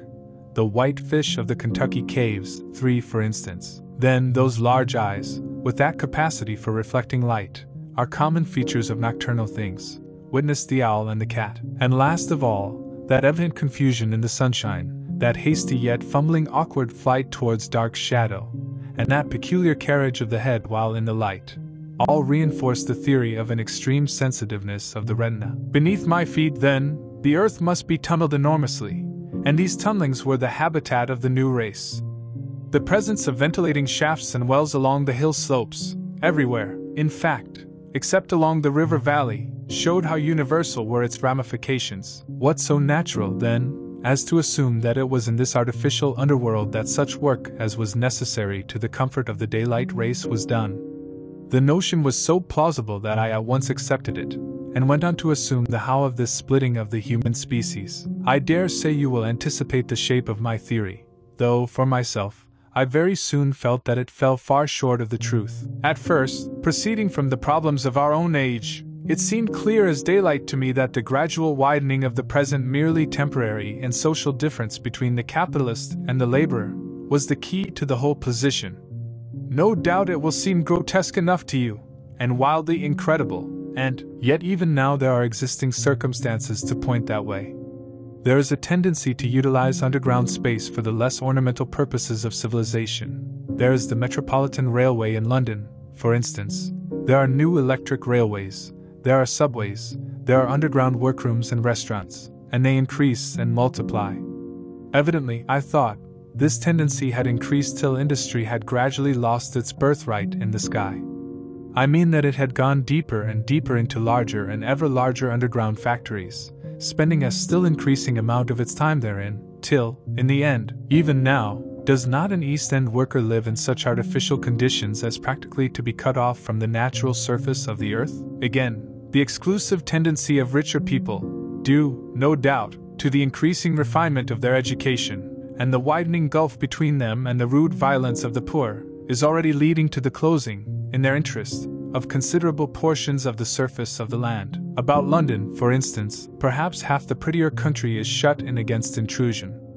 And this same widening gulf, which is due to the length and expense of the higher educational process, and the increased facilities for and temptations towards refined habits on the part of the rich, will make that exchange between class and class, that promotion by intermarriage which at present retards the splitting of our species along lines of social stratification, less and less frequent. So, in the end, above ground you must have the haves, pursuing pleasure and comfort and beauty, and below ground the have-nots, the workers getting continually adapted to the conditions of their labor. Once they were there, they would no doubt have to pay rent, and not a little of it, for the ventilation of their caverns, and if they refused, they would starve or be suffocated for arrears. Such of them as were so constituted as to be miserable and rebellious would die, and in the end, the balance being permanent, the survivors would become as well adapted to the conditions of underground life, and as happy in their way, as the upper world people were to theirs. As it seemed to me, the refined beauty and the etiolated pallor followed naturally enough. For the great triumph of humanity I had dreamed of took a different shape in my mind. It had been no such triumph of moral education and general cooperation as I had imagined. Instead, I saw a real aristocracy, armed with a perfected science and working to a logical conclusion the industrial system of today. Its triumph had not been simply a triumph over nature, but a triumph over nature and the fellow man. This, I must warn you, was my theory at the time. I had no convenient cicerone in the pattern of the utopian books. My explanation may be absolutely wrong. I still think it is the most plausible one. But even on this supposition, the balanced civilization that was at last attained must have long since passed its zenith, and was now far fallen into decay. The too perfect security of the upperworlders had led them to a slow movement of degeneration, to a general dwindling in size, strength, and intelligence. That I could see clearly enough already. What had happened to the undergrounders I did not yet suspect, but from what I had seen of the Morlocks, that, by the by, was the name by which these creatures were called, I could imagine that the modification of the human type was even far more profound than among the Eloi, the beautiful race that I already knew. Then came troublesome doubts. Why had the Morlocks taken my time machine? For I felt sure it was they who had taken it. Why, too, if the Eloi were masters, could they not restore the machine to me? And why were they so terribly afraid of the dark? I proceeded, as I have said, to question Weena about this underworld, but here again I was disappointed. At first she would not understand my questions, and presently she refused to answer them. She shivered as though the topic was unendurable. And when I pressed her, perhaps a little harshly, she burst into tears. They were the only tears, except my own, I ever saw in that golden age. When I saw them I ceased abruptly to trouble about the Morlocks, and was only concerned in banishing these signs of the human inheritance from Weena's eyes. And very soon she was smiling and clapping her hands, while I solemnly burned a match. 6. It may seem odd to you, but it was 2 days before I could follow up the newfound clue in what was manifestly the proper way. I felt a peculiar shrinking from those pallid bodies. They were just the half-bleached color of the worms and things one sees preserved in spirit in a zoological museum. And they were filthily cold to the touch. Probably my shrinking was largely due to the sympathetic influence of the Eloi, whose disgust of the Morlocks I now began to appreciate. The next night I did not sleep well. Probably my health was a little disordered. I was oppressed with perplexity and doubt. Once or twice I had a feeling of intense fear for which I could perceive no definite reason. I remember creeping noiselessly into the great hall where the little people were sleeping in the moonlight. That night Weena was among them, and feeling reassured by their presence. It occurred to me even then, that in the course of a few days the moon must pass through its last quarter, and the nights grow dark, when the appearances of these unpleasant creatures from below, these whitened lemurs, this new vermin that had replaced the old, might be more abundant. And on both these days I had the restless feeling of one who shirks an inevitable duty. I felt assured that the time machine was only to be recovered by boldly penetrating these underground mysteries. Yet I could not face the mystery. If only I had had a companion, it would have been different, but I was so horribly alone, and even to clamber down into the darkness of the well appalled me. I don't know if you will understand my feeling, but I never felt quite safe at my back. It was this restlessness, this insecurity, perhaps, that drove me further and further afield in my exploring expeditions. Going to the southwestward towards the rising country that is now called Coombe Wood, I observed far off, in the direction of 19th century Banstead, one of vast green structure, different in character from any I had hitherto seen. It was larger than the largest of the palaces or ruins I knew, and the facade had an oriental look, the face of it having the luster, as well as the pale green tint, a kind of bluish green, of a certain type of Chinese porcelain. This difference in aspect suggested a difference in use, and I was minded to push on and explore, but the day was growing late, and I had come upon the site of the place after a long and tiring circuit, so I resolved to hold over the adventure for the following day, and I returned to the welcome and the caresses of little Weena. But next morning I perceived clearly enough that my curiosity regarding the palace of green porcelain was a piece of self-deception, to enable me to shirk, by another day, an experience I dreaded. I resolved I would make the descent without further waste of time, and started out in the early morning towards a well near the ruins of granite and aluminium.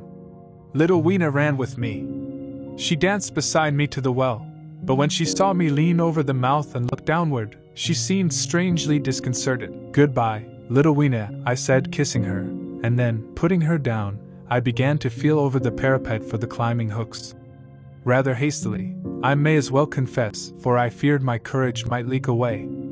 At first she watched me in amazement, then she gave a most piteous cry, and running to me, she began to pull at me with her little hands. I think her opposition nerved me rather to proceed. I shook her off, perhaps a little roughly, and in another moment I was in the throat of the well. I saw her agonized face over the parapet, and smiled to reassure her. Then I had to look down at the unstable hooks to which I clung.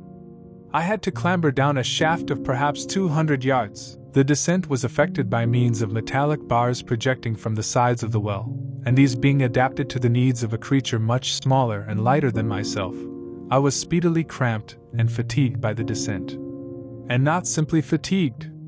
One of the bars bent off into the blackness beneath. For a moment I hung by one hand, and after that experience I did not dare to rest again.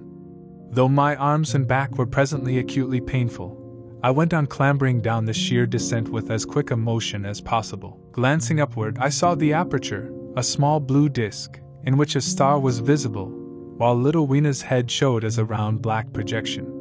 The thudding sound of a machine below grew louder and more oppressive. Everything save that little disk above was profoundly dark, and when I looked up again Weena had disappeared. I was in an agony of discomfort. I had some thought of trying to go up the shaft again, and leave the underworld alone. But even while I turned this over in my mind I continued to descend. At last, with intense relief, I saw dimly coming up, a foot to the right of me, a slender loophole in the wall. Swinging myself in, I found it was the aperture of a narrow horizontal tunnel in which I could lie down and rest. It was not too soon. My arms ached, my back was cramped, and I was trembling with the prolonged terror of a fall. Besides this, the unbroken darkness had had a distressing effect upon my eyes. The air was full of the throb and hum of machinery pumping air down the shaft. I do not know how long I lay. I was roused by a soft hand touching my face. Starting up in the darkness, I snatched at my matches and, hastily striking one, I saw 3 stooping white creatures similar to the one I had seen above ground in the ruin, hastily retreating before the light. Living, as they did, in what appeared to me impenetrable darkness, their eyes were abnormally large and sensitive, just as are the pupils of the abysmal fishes, and they reflected the light in the same way. I have no doubt they could see me in that rayless obscurity, and they did not seem to have any fear of me apart from the light. But so soon as I struck a match in order to see them, they fled incontinently, vanishing into dark gutters and tunnels, from which their eyes glared at me in the strangest fashion. I tried to call to them, but the language they had was apparently different from that of the overworld people, so that I was needs left to my own unaided efforts, and the thought of flight before exploration was even then in my mind. But I said to myself, "You are in for it now," and feeling my way along the tunnel, I found the noise of machinery grow louder. Presently the walls fell away from me, and I came to a large open space, and striking another match, saw that I had entered a vast arched cavern, which stretched into utter darkness beyond the range of my light. The view I had of it was as much as one could see in the burning of a match. Necessarily my memory is vague. Great shapes like big machines rose out of the dimness, and cast grotesque black shadows, in which dim spectral Morlocks sheltered from the glare. The place, by the by, was very stuffy and oppressive, and the faint halitus of freshly shed blood was in the air. Some way down the central vista was a little table of white metal, laid with what seemed a meal. The Morlocks at any rate were carnivorous. Even at the time, I remember wondering what large animal could have survived to furnish the red joint I saw.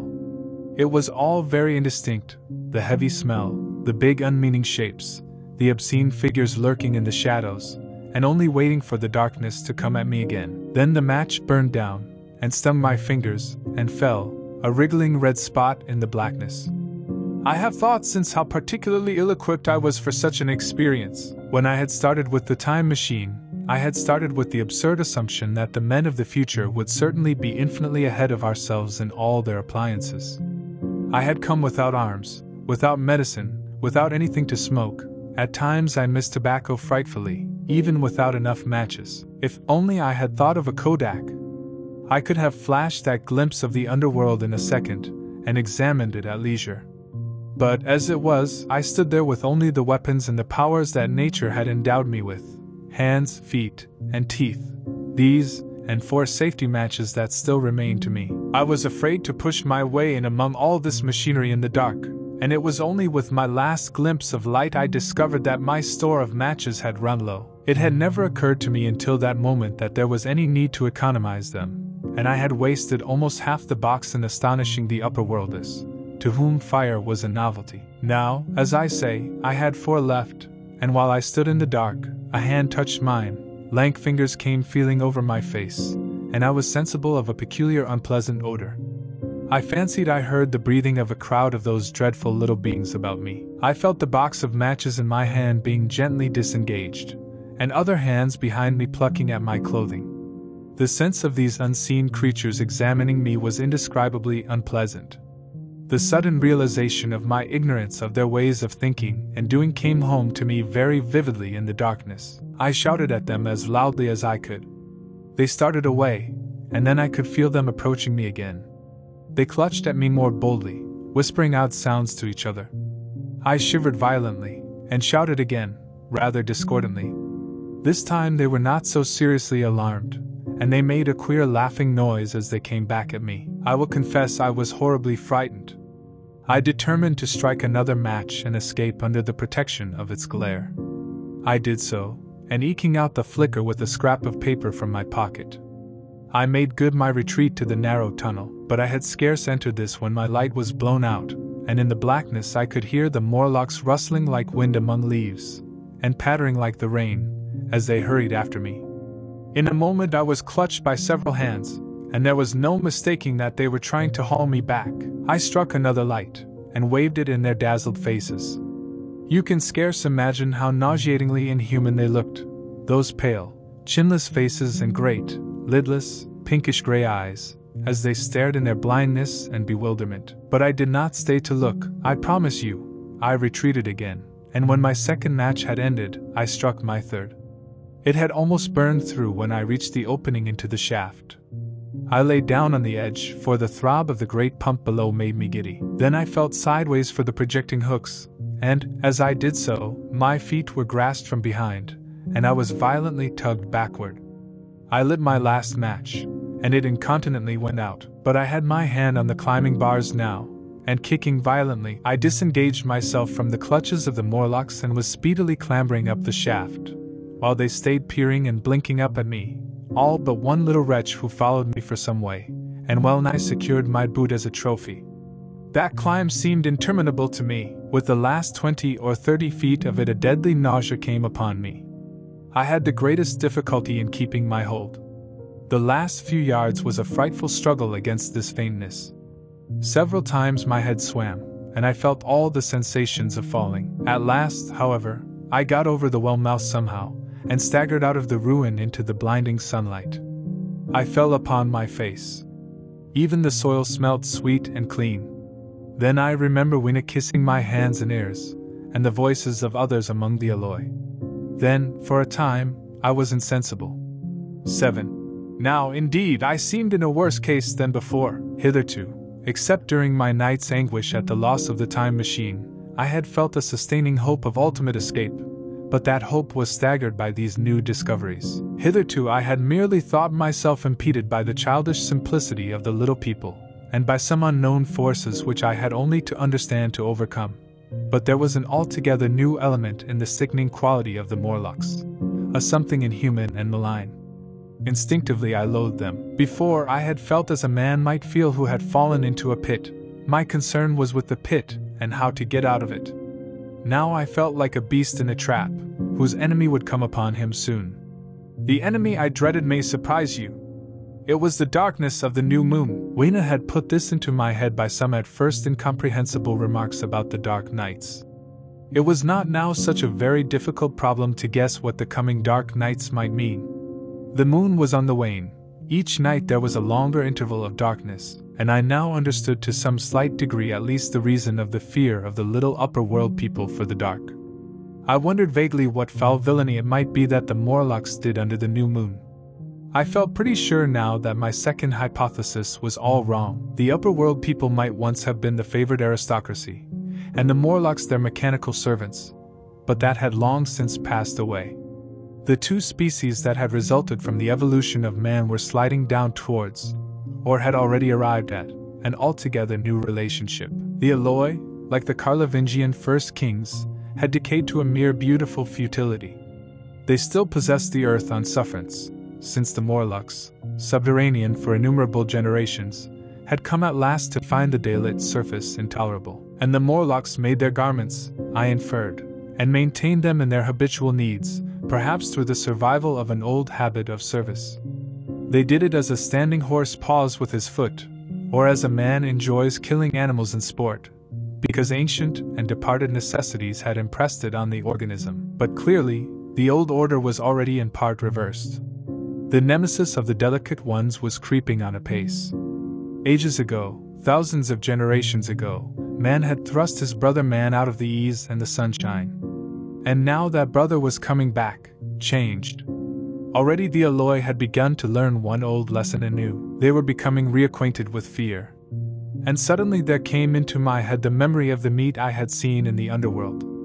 It seemed odd how it floated into my mind, not stirred up as it were by the current of my meditations, but coming in almost like a question from outside.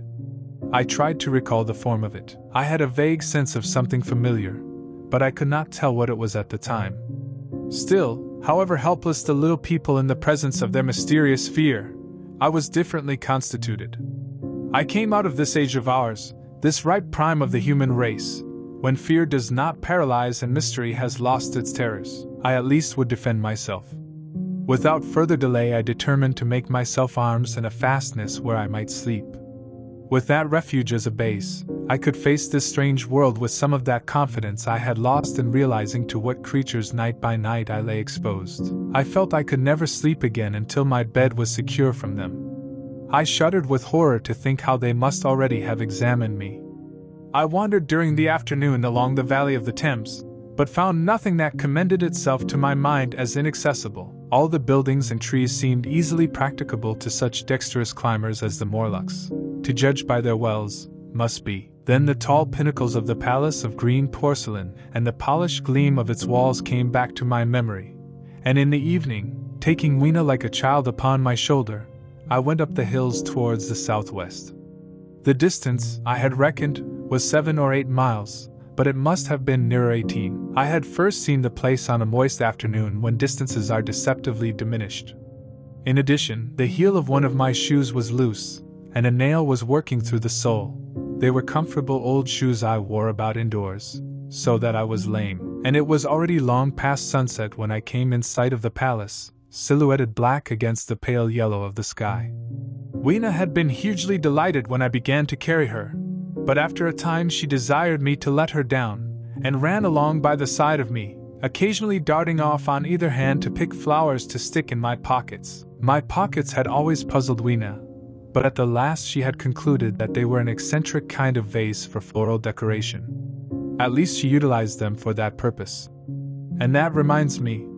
In changing my jacket I found, the time traveler paused, put his hand into his pocket, and silently placed 2 withered flowers, not unlike very large white mallows, upon the little table.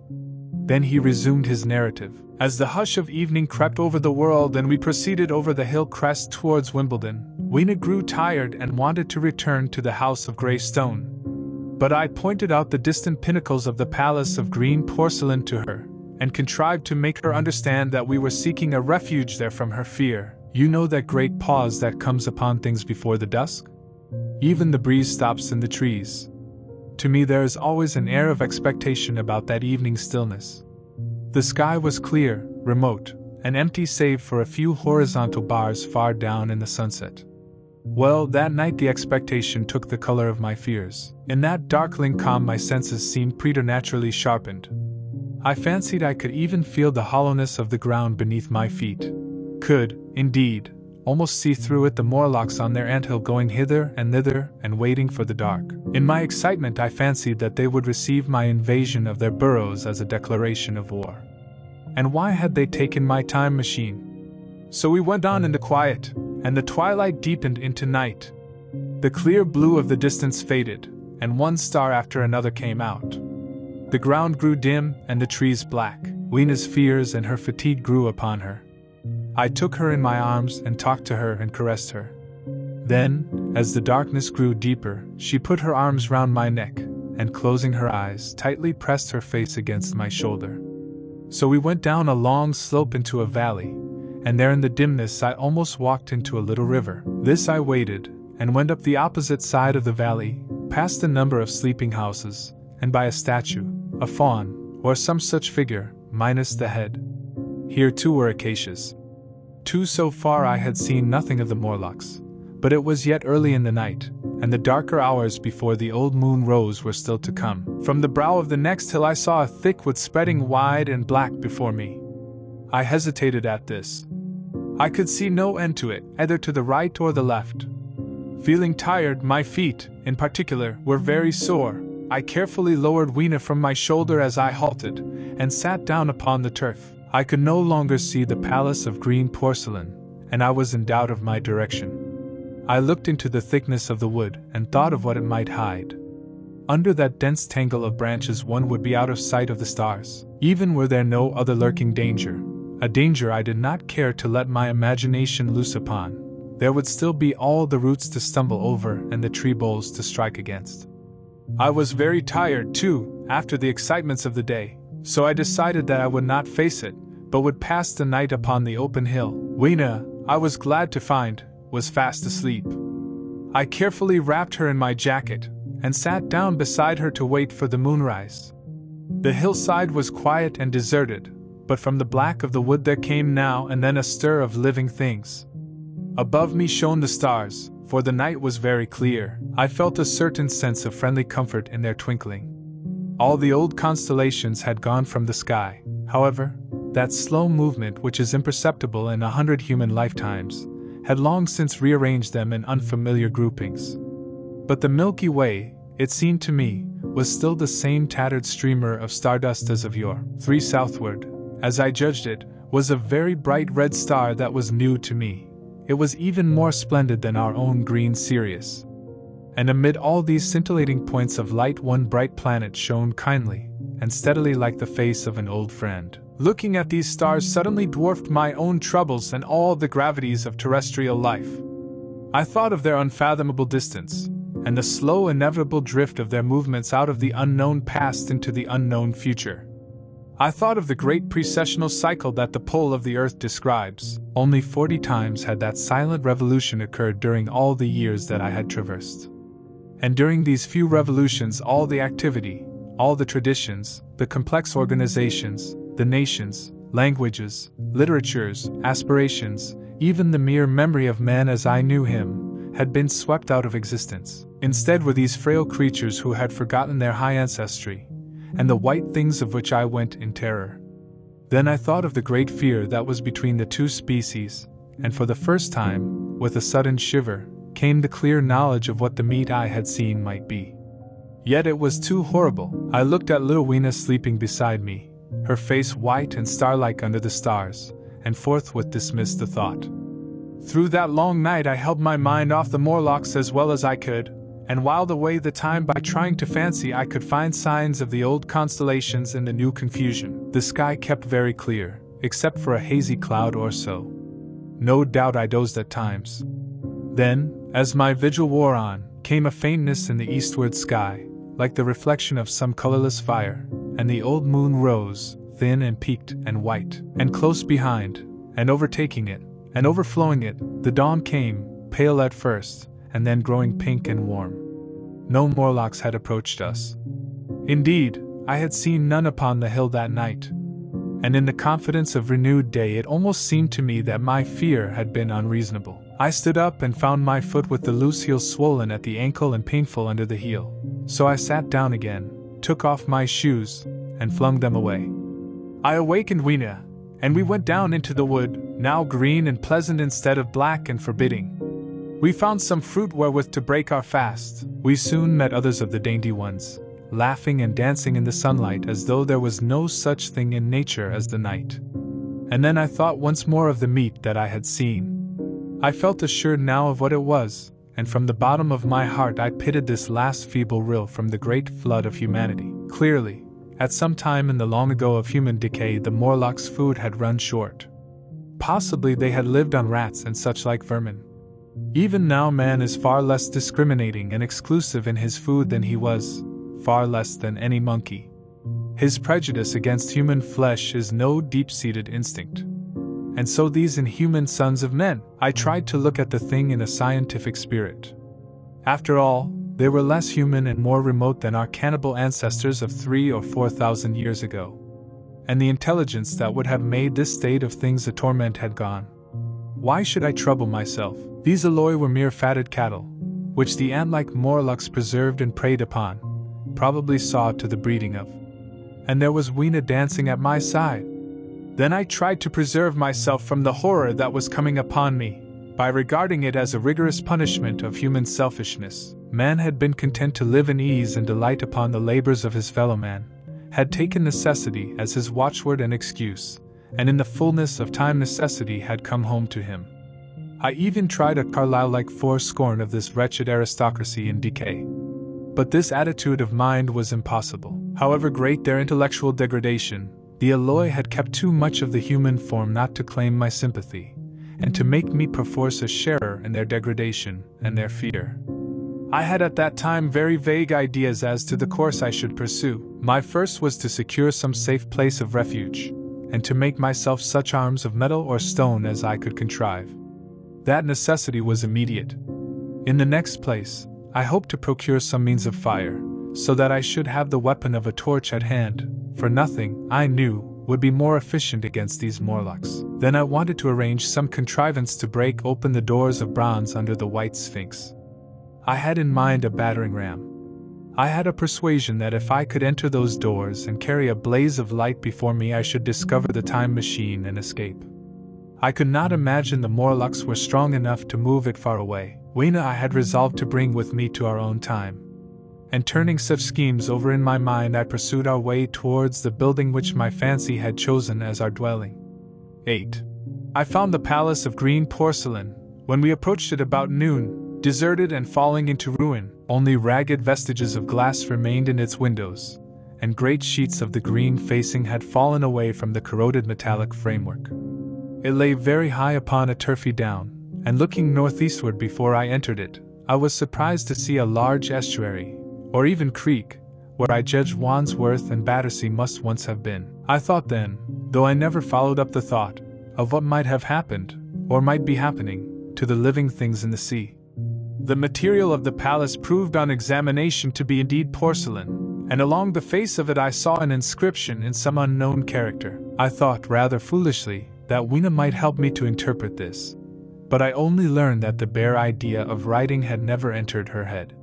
She always seemed to me, I fancy, more human than she was, perhaps because her affection was so human. Within the big valves of the door, which were open and broken, we found, instead of the customary hall, a long gallery lit by many side windows. At the first glance I was reminded of a museum.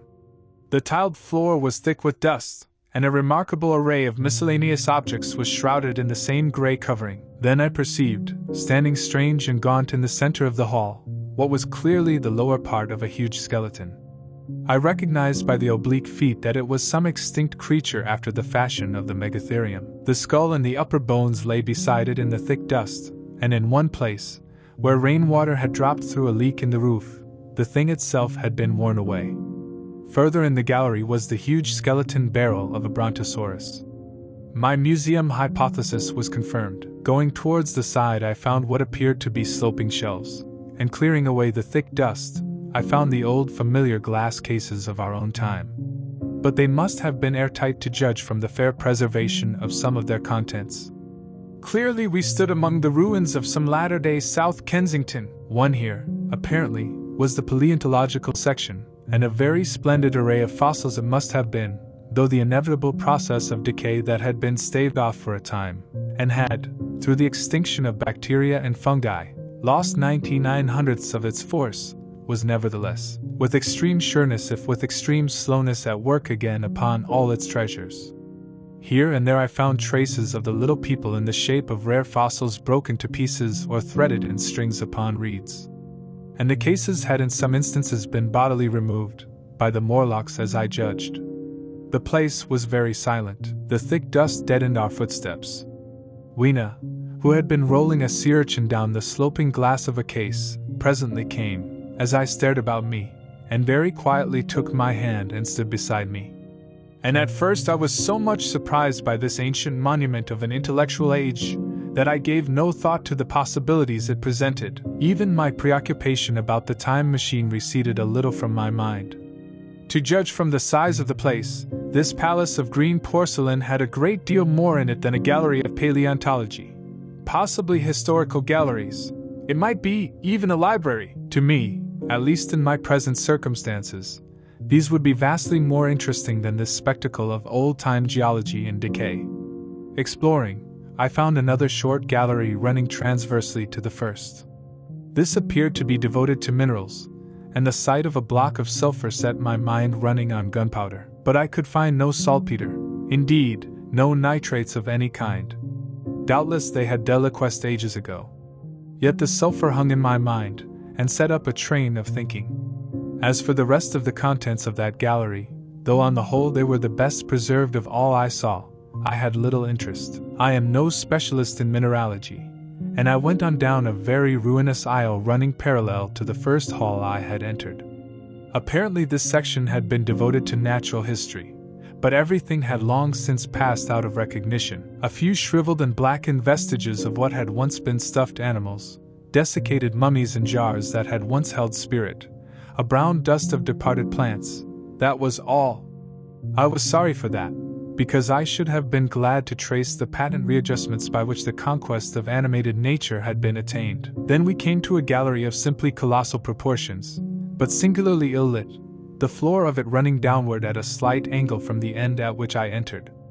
At intervals white globes hung from the ceiling, many of them cracked and smashed, which suggested that originally the place had been artificially lit. Here I was more in my element, for rising on either side of me were the huge bulks of big machines, all greatly corroded and many broken down, but some still fairly complete. You know I have a certain weakness for mechanism, and I was inclined to linger among these, the more so as for the most part they had the interest of puzzles, and I could make only the vaguest guesses at what they were for. I fancied that if I could solve their puzzles I should find myself in possession of powers that might be of use against the Morlocks. Suddenly Weena came very close to my side. So suddenly that she startled me. Had it not been for her I do not think I should have noticed that the floor of the gallery sloped at all. The end I had come in at was quite above ground, and was lit by rare slit-like windows. As you went down the length, the ground came up against these windows, until at last there was a pit like the area of a London house before each, and only a narrow line of daylight at the top. I went slowly along, puzzling about the machines, and had been too intent upon them to notice the gradual diminution of the light, until Weena's increasing apprehensions drew my attention. Then I saw that the gallery ran down at last into a thick darkness. I hesitated, and then, as I looked round me, I saw that the dust was less abundant and its surface less even. Further away towards the dimness, it appeared to be broken by a number of small narrow footprints. My sense of the immediate presence of the Morlocks revived at that. I felt that I was wasting my time in this academic examination of machinery.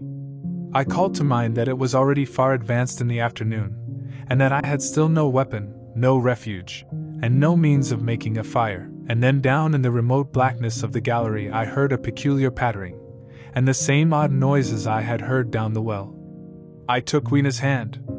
Then, struck with a sudden idea, I left her and turned to a machine from which projected a lever not unlike those in a signal box. Clambering upon the stand, and grasping this lever in my hands, I put all my weight upon it sideways. Suddenly Weena, deserted in the central aisle, began to whimper. I had judged the strength of the lever pretty correctly, for it snapped after a minute's strain, and I rejoined her with a mace in my hand more than sufficient, I judged, for any Morlock skull I might encounter. And I longed very much to kill a Morlock or so. Very inhuman, you may think, to want to go killing one's own descendants, but it was impossible, somehow, to feel any humanity in the things. Only my disinclination to leave Weena, and a persuasion that if I began to slake my thirst for murder my time machine might suffer, restrained me from going straight down the gallery and killing the brutes I heard. Well, mace in one hand and Weena in the other, I went out of that gallery and into another and still larger one, which at the first glance reminded me of a military chapel hung with tattered flags. The brown and charred rags that hung from the sides of it, I presently recognized as the decaying vestiges of books. They had long since dropped to pieces, and every semblance of print had left them. But here and there were warped boards and cracked metallic clasps that told the tale well enough. Had I been a literary man I might, perhaps, have moralized upon the futility of all ambition. But as it was, the thing that struck me with keenest force was the enormous waste of labor to which this somber wilderness of rotting paper testified. At the time I will confess that I thought chiefly of the philosophical transactions and my own 17 papers upon physical optics. Then, going up a broad staircase, we came to what may once have been a gallery of technical chemistry. And here I had not a little hope of useful discoveries. Except at one end where the roof had collapsed, this gallery was well preserved. I went eagerly to every unbroken case, and at last, in one of the really airtight cases, I found a box of matches. Very eagerly I tried them. They were perfectly good. They were not even damp. I turned to Weena. "Dance," I cried to her in her own tongue. For now I had a weapon indeed against the horrible creatures we feared. And so, in that derelict museum, upon the thick soft carpeting of dust, to Weena's huge delight, I solemnly performed a kind of composite dance, whistling the Land of the Leal as cheerfully as I could. In part it was a modest can-can, in part a step dance, in part a skirt dance, so far as my tailcoat permitted, and in part original, for I am naturally inventive, as you know. Now I still think that for this box of matches to have escaped the wear of time for immemorial years was a most strange, as for me it was a most fortunate thing. Yet, oddly enough, I found a far unlikelier substance, and that was camphor. Too, I found it in a sealed jar that by chance, I suppose, had been really hermetically sealed. I fancied at first that it was paraffin wax, and smashed the glass accordingly. But the odor of camphor was unmistakable. In the universal decay this volatile substance had chanced to survive, perhaps through many thousands of centuries. It reminded me of a sepia painting I had once seen done from the ink of a fossil belemnite that must have perished and become fossilized millions of years ago. I was about to throw it away, but I remembered that it was inflammable and burned with a good bright flame, was, in fact, an excellent candle, and I put it in my pocket. I found no explosives, however, nor any means of breaking down the bronze doors. As yet my iron crowbar was the most helpful thing I had chanced upon. Nevertheless, I left that gallery greatly elated. I cannot tell you all the story of that long afternoon. It would require a great effort of memory to recall my explorations in at all the proper order. I remember a long gallery of rusting stands of arms, and how I hesitated between my crowbar and a hatchet or a sword. I could not carry both, however, and my bar of iron promised best against the bronze gates. There were numbers of guns, pistols, and rifles. The most were masses of rust, but many were of some new metal, and still fairly sound. But any cartridges or powder there may once have been had rotted into dust. One corner I saw was charred and shattered, perhaps, I thought, by an explosion among the specimens. In another place was a vast array of idols, Polynesian, Mexican, Grecian, Phoenician, every country on earth I should think. And here, yielding to an irresistible impulse, I wrote my name upon the nose of a steatite monster from South America that particularly took my fancy. As the evening drew on, my interest waned. I went through gallery after gallery, dusty, silent, often ruinous, the exhibits sometimes mere heaps of rust and lignite, sometimes fresher. In one place I suddenly found myself near the model of a tin mine, and then by the merest accident I discovered, in an airtight case, 2 dynamite cartridges. I shouted Eureka, and smashed the case with joy. Then came a doubt. I hesitated. Then, selecting a little side gallery, I made my essay.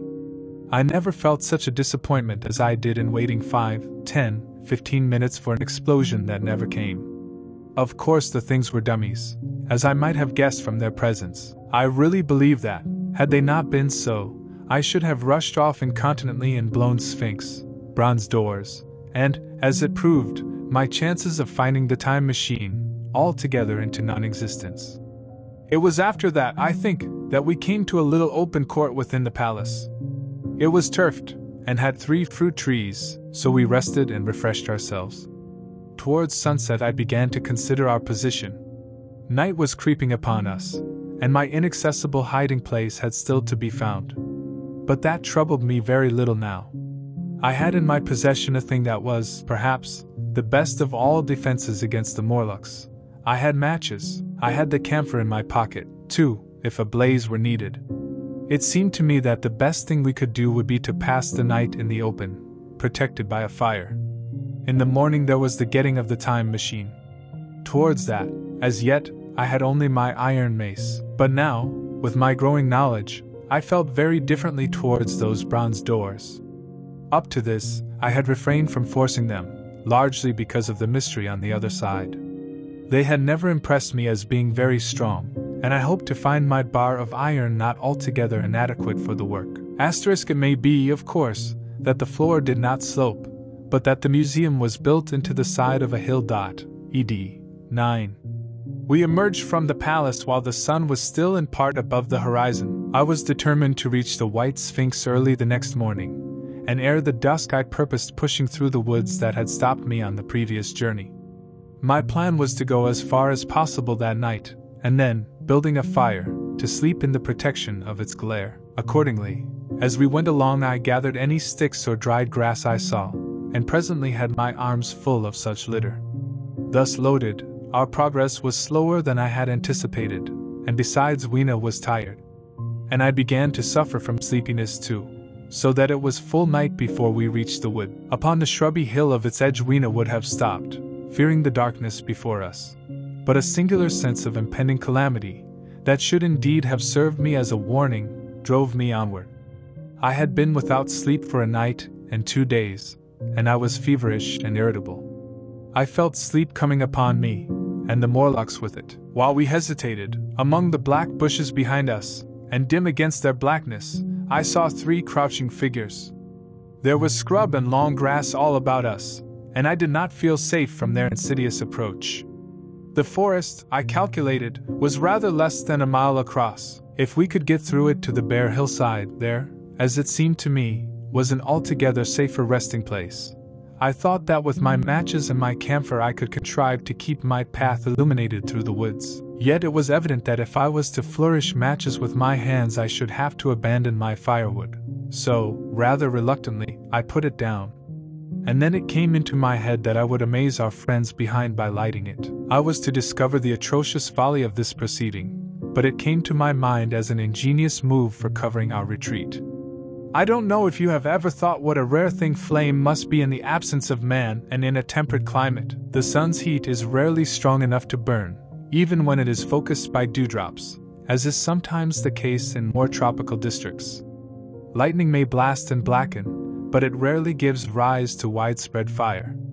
Decaying vegetation may occasionally smolder with the heat of its fermentation, but this rarely results in flame. In this decadence, too, the art of fire-making had been forgotten on the earth. The red tongues that went licking up my heap of wood were an altogether new and strange thing to Weena. She wanted to run to it and play with it. I believe she would have cast herself into it had I not restrained her, but I caught her up, and, in spite of her struggles, plunged boldly before me into the wood. For a little way the glare of my fire lit the path. Looking back presently, I could see, through the crowded stems, that from my heap of sticks the blaze had spread to some bushes adjacent, and a curved line of fire was creeping up the grass of the hill. I laughed at that, and turned again to the dark trees before me. It was very black and Weena clung to me convulsively, but there was still, as my eyes grew accustomed to the darkness, sufficient light for me to avoid the stems. Overhead it was simply black, except where a gap of remote blue sky shone down upon us here and there. I struck none of my matches because I had no hand free. Upon my left arm I carried my little one, in my right hand I had my iron bar. For some way I heard nothing but the crackling twigs under my feet, the faint rustle of the breeze above, and my own breathing and the throb of the blood vessels in my ears. Then I seemed to know of a pattering about me. I pushed on grimly.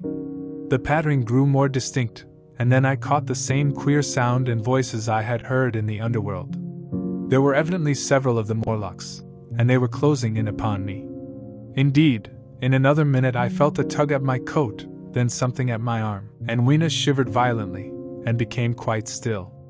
It was time for a match. But to get one I must put her down. I did so, and as I fumbled with my pocket, a struggle began in the darkness about my knees, perfectly silent on her part, and with the same peculiar cooing sounds from the Morlocks. Soft little hands, too, were creeping over my coat and back, touching even my neck. Then the match scratched and fizzed. I held it flaring, and saw the white backs of the Morlocks in flight amid the trees. I hastily took a lump of camphor from my pocket, and prepared to light it as soon as the match should wane. Then I looked at Weena. She was lying clutching my feet and quite motionless, with her face to the ground. With a sudden fright I stooped to her. She seemed scarcely to breathe. I lit the block of camphor and flung it to the ground, and as it split and flared up and drove back the Morlocks and the shadows, I knelt down and lifted her. The wood behind seemed full of the stir and murmur of a great company. She seemed to have fainted. I put her carefully upon my shoulder and rose to push on, and then there came a horrible realization. In maneuvering with my matches and Weena, I had turned myself about several times, and now I had not the faintest idea in what direction lay my path.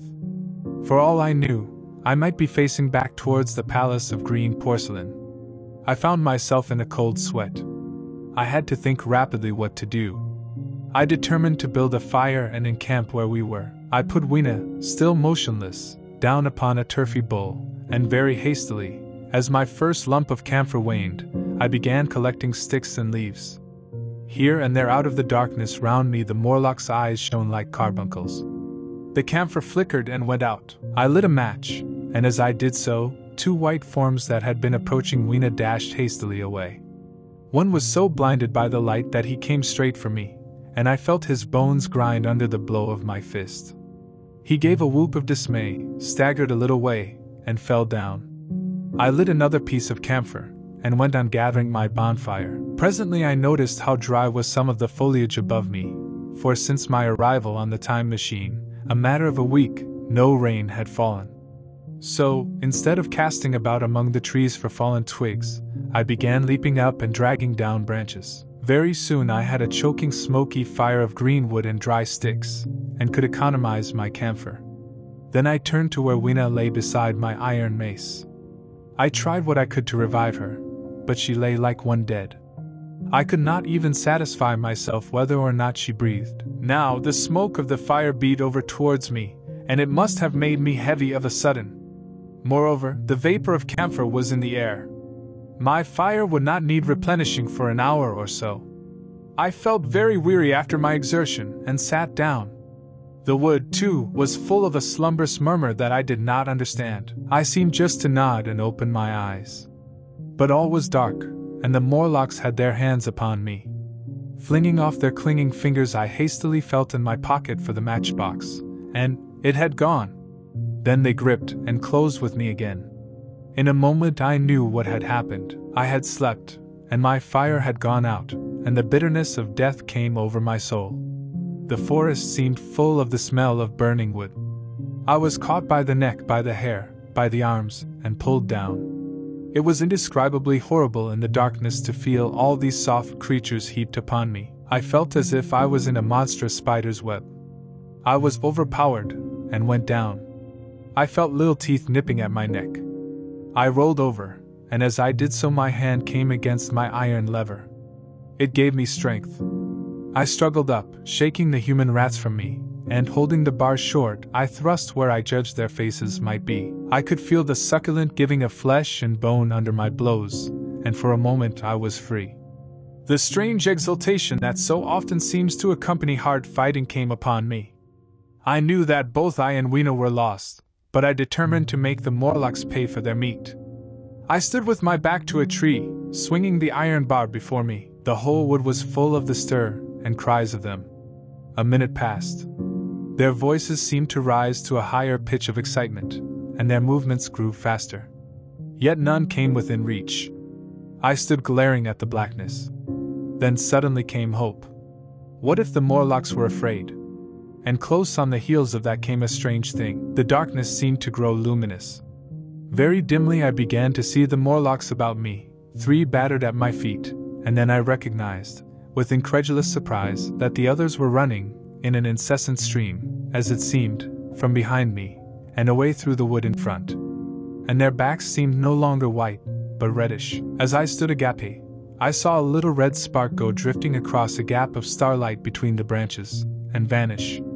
And at that I understood the smell of burning wood, the slumberous murmur that was growing now into a gusty roar, the red glow, and the Morlock's flight. Stepping out from behind my tree and looking back, I saw, through the black pillars of the nearer trees, the flames of the burning forest.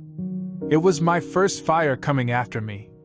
With that I looked for Weena, but she was gone. The hissing and crackling behind me, the explosive thud as each fresh tree burst into flame, left little time for reflection. My iron bar still gripped, I followed in the Morlock's path.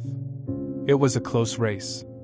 Once the flames crept forward so swiftly on my right as I ran that I was outflanked and had to strike off to the left. But at last I emerged upon a small open space, and as I did so, a Morlock came blundering towards me, and past me, and went on straight into the fire.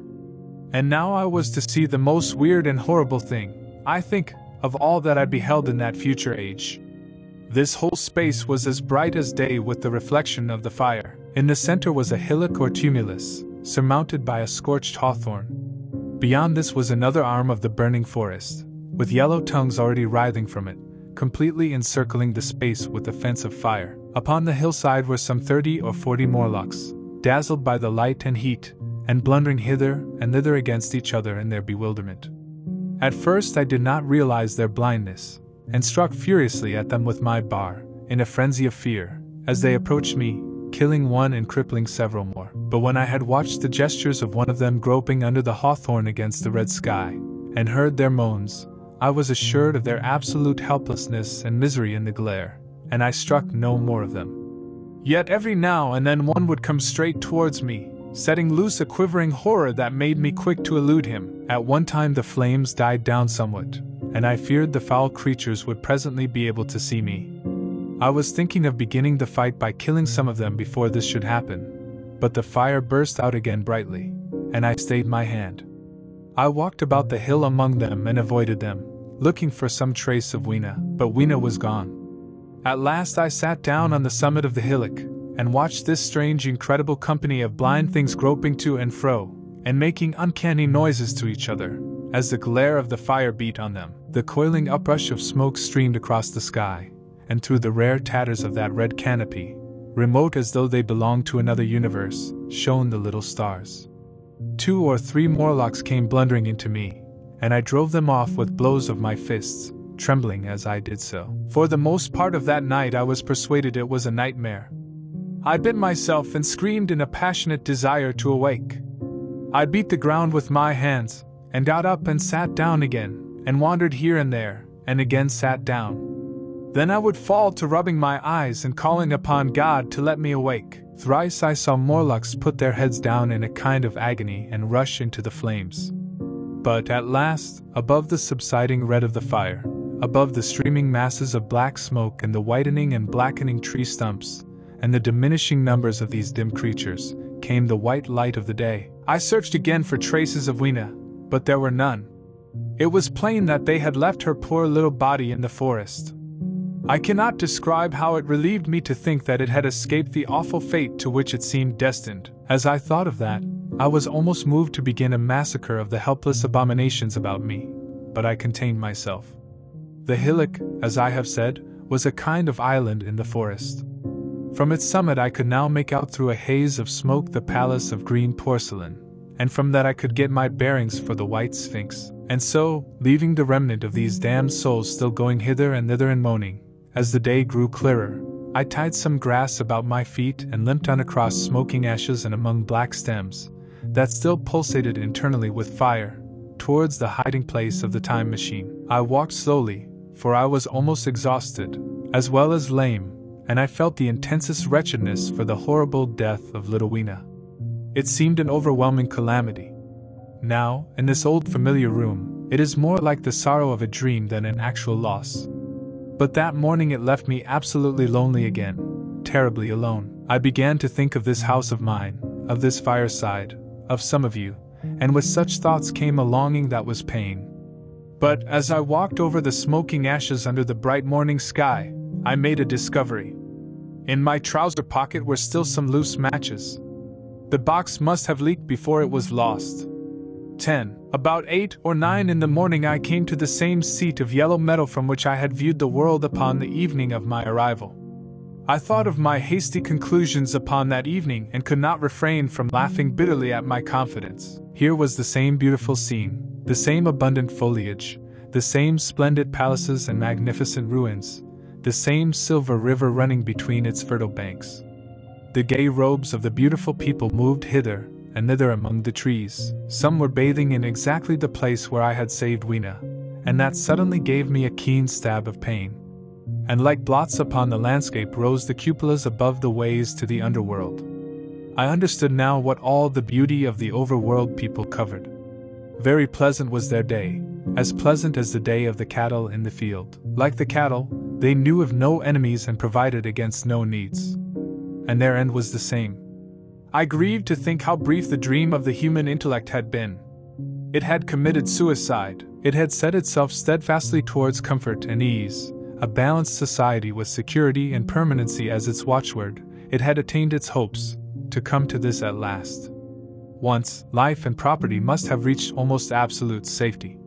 The rich had been assured of his wealth and comfort, the toiler assured of his life and work. No doubt in that perfect world there had been no unemployed problem, no social question left unsolved. And a great quiet had followed. It is a law of nature we overlook, that intellectual versatility is the compensation for change, danger, and trouble. An animal perfectly in harmony with its environment is a perfect mechanism. Nature never appeals to intelligence until habit and instinct are useless. There is no intelligence where there is no change and no need of change. Only those animals partake of intelligence that have to meet a huge variety of needs and dangers. So, as I see it, the upper world man had drifted towards his feeble prettiness, and the underworld to mere mechanical industry. But that perfect state had lacked one thing even for mechanical perfection: absolute permanency. Apparently, as time went on, the feeding of the underworld, however it was effected, had become disjointed. Mother Necessity, who had been staved off for a few thousand years, came back again, and she began below. The underworld being in contact with machinery, which, however perfect, still needs some little thought outside habit, had probably retained perforce rather more initiative, if less of every other human character, than the upper, and when other meat failed them, they turned to what old habit had hitherto forbidden. So I say I saw it in my last view of the world of 802,701. It may be as wrong an explanation as mortal wit could invent. It is how the thing shaped itself to me, and as that I give it to you, after the fatigues, excitements, and terrors of the past days, and in spite of my grief, this seat and the tranquil view and the warm sunlight were very pleasant.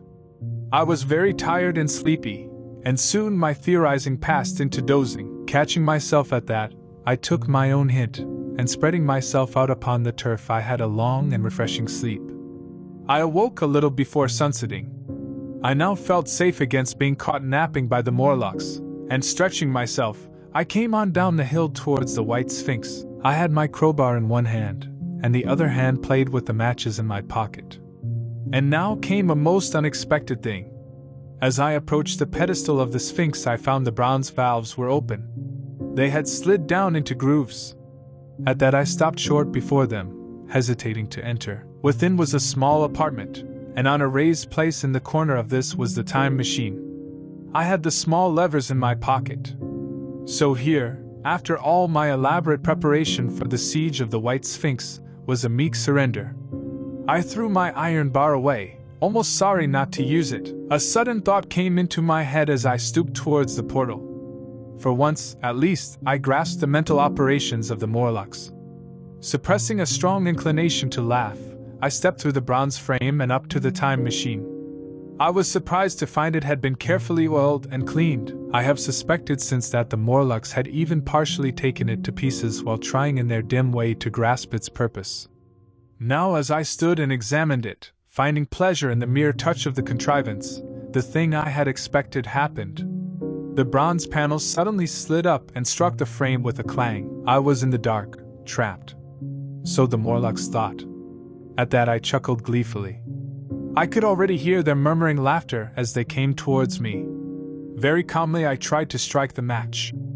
I had only to fix on the levers and depart then like a ghost. But I had overlooked one little thing. The matches were of that abominable kind that light only on the box. You may imagine how all my calm vanished. The little brutes were close upon me. One touched me.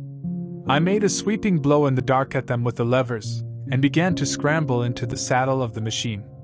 Then came one hand upon me and then another. Then I had simply to fight against their persistent fingers for my levers, and at the same time feel for the studs over which these fitted. Indeed, they almost got away from me. As it slipped from my hand, I had to, but in the dark with my head, I could hear the Morlock's skull ring, to recover it. It was a nearer thing than the fight in the forest, I think, this last scramble. But at last the lever was fixed and pulled over. The clinging hand slipped from me. The darkness presently fell from my eyes. I found myself in the same grey light and tumult I have already described. 11. I have already told you of the sickness and confusion that comes with time traveling. And this time I was not seated properly in the saddle, but sideways and in an unstable fashion. For an indefinite time I clung to the machine as it swayed and vibrated, quite unheeding how I went, and when I brought myself to look at the dials again I was amazed to find where I had arrived. One dial records days, and another thousands of days, another millions of days, and another thousands of millions. Now, instead of reversing the levers, I had pulled them over so as to go forward with them, and when I came to look at these indicators I found that the thousand's hand was sweeping round as fast as the second's hand of a watch, into futurity. As I drove on, a peculiar change crept over the appearance of things. The palpitating grayness grew darker. Then, though I was still traveling with prodigious velocity, the blinking succession of day and night, which was usually indicative of a slower pace, returned, and grew more and more marked. This puzzled me very much at first. The alternations of night and day grew slower and slower, and so did the passage of the sun across the sky, until they seemed to stretch through centuries. At last a steady twilight brooded over the earth, a twilight only broken now and then when a comet glared across the darkling sky. The band of light that had indicated the sun had long since disappeared, for the sun had ceased to set, It simply rose and fell in the west, and grew ever broader and more red. All trace of the moon had vanished. The circling of the stars, growing slower and slower, had given place to creeping points of light. At last, some time before I stopped, the sun, red and very large, halted motionless upon the horizon, a vast dome glowing with a dull heat, and now and then suffering a momentary extinction.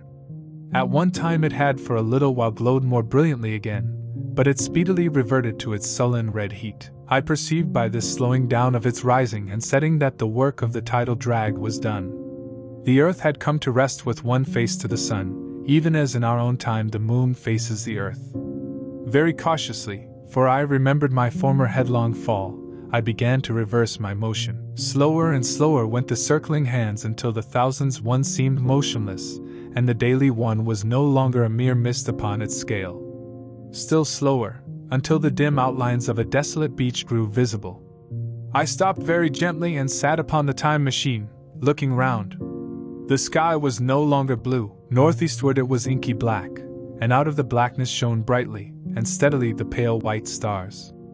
Overhead it was a deep Indian red and starless, and southeastward it grew brighter to a glowing scarlet where, cut by the horizon, lay the huge hull of the sun, red and motionless. The rocks about me were of a harsh reddish color, and all the trace of life that I could see at first was the intensely green vegetation that covered every projecting point on their southeastern face. It was the same rich green that one sees on forest moss or on the lichen in caves, plants which like these grow in a perpetual twilight. The machine was standing on a sloping beach. The sea stretched away to the southwest, to rise into a sharp bright horizon against the wan sky. There were no breakers and no waves, for not a breath of wind was stirring. Only a slight oily swell rose and fell like a gentle breathing, and showed that the eternal sea was still moving and living, and along the margin where the water sometimes broke was a thick incrustation of salt, pink under the lurid sky. There was a sense of oppression in my head, and I noticed that I was breathing very fast.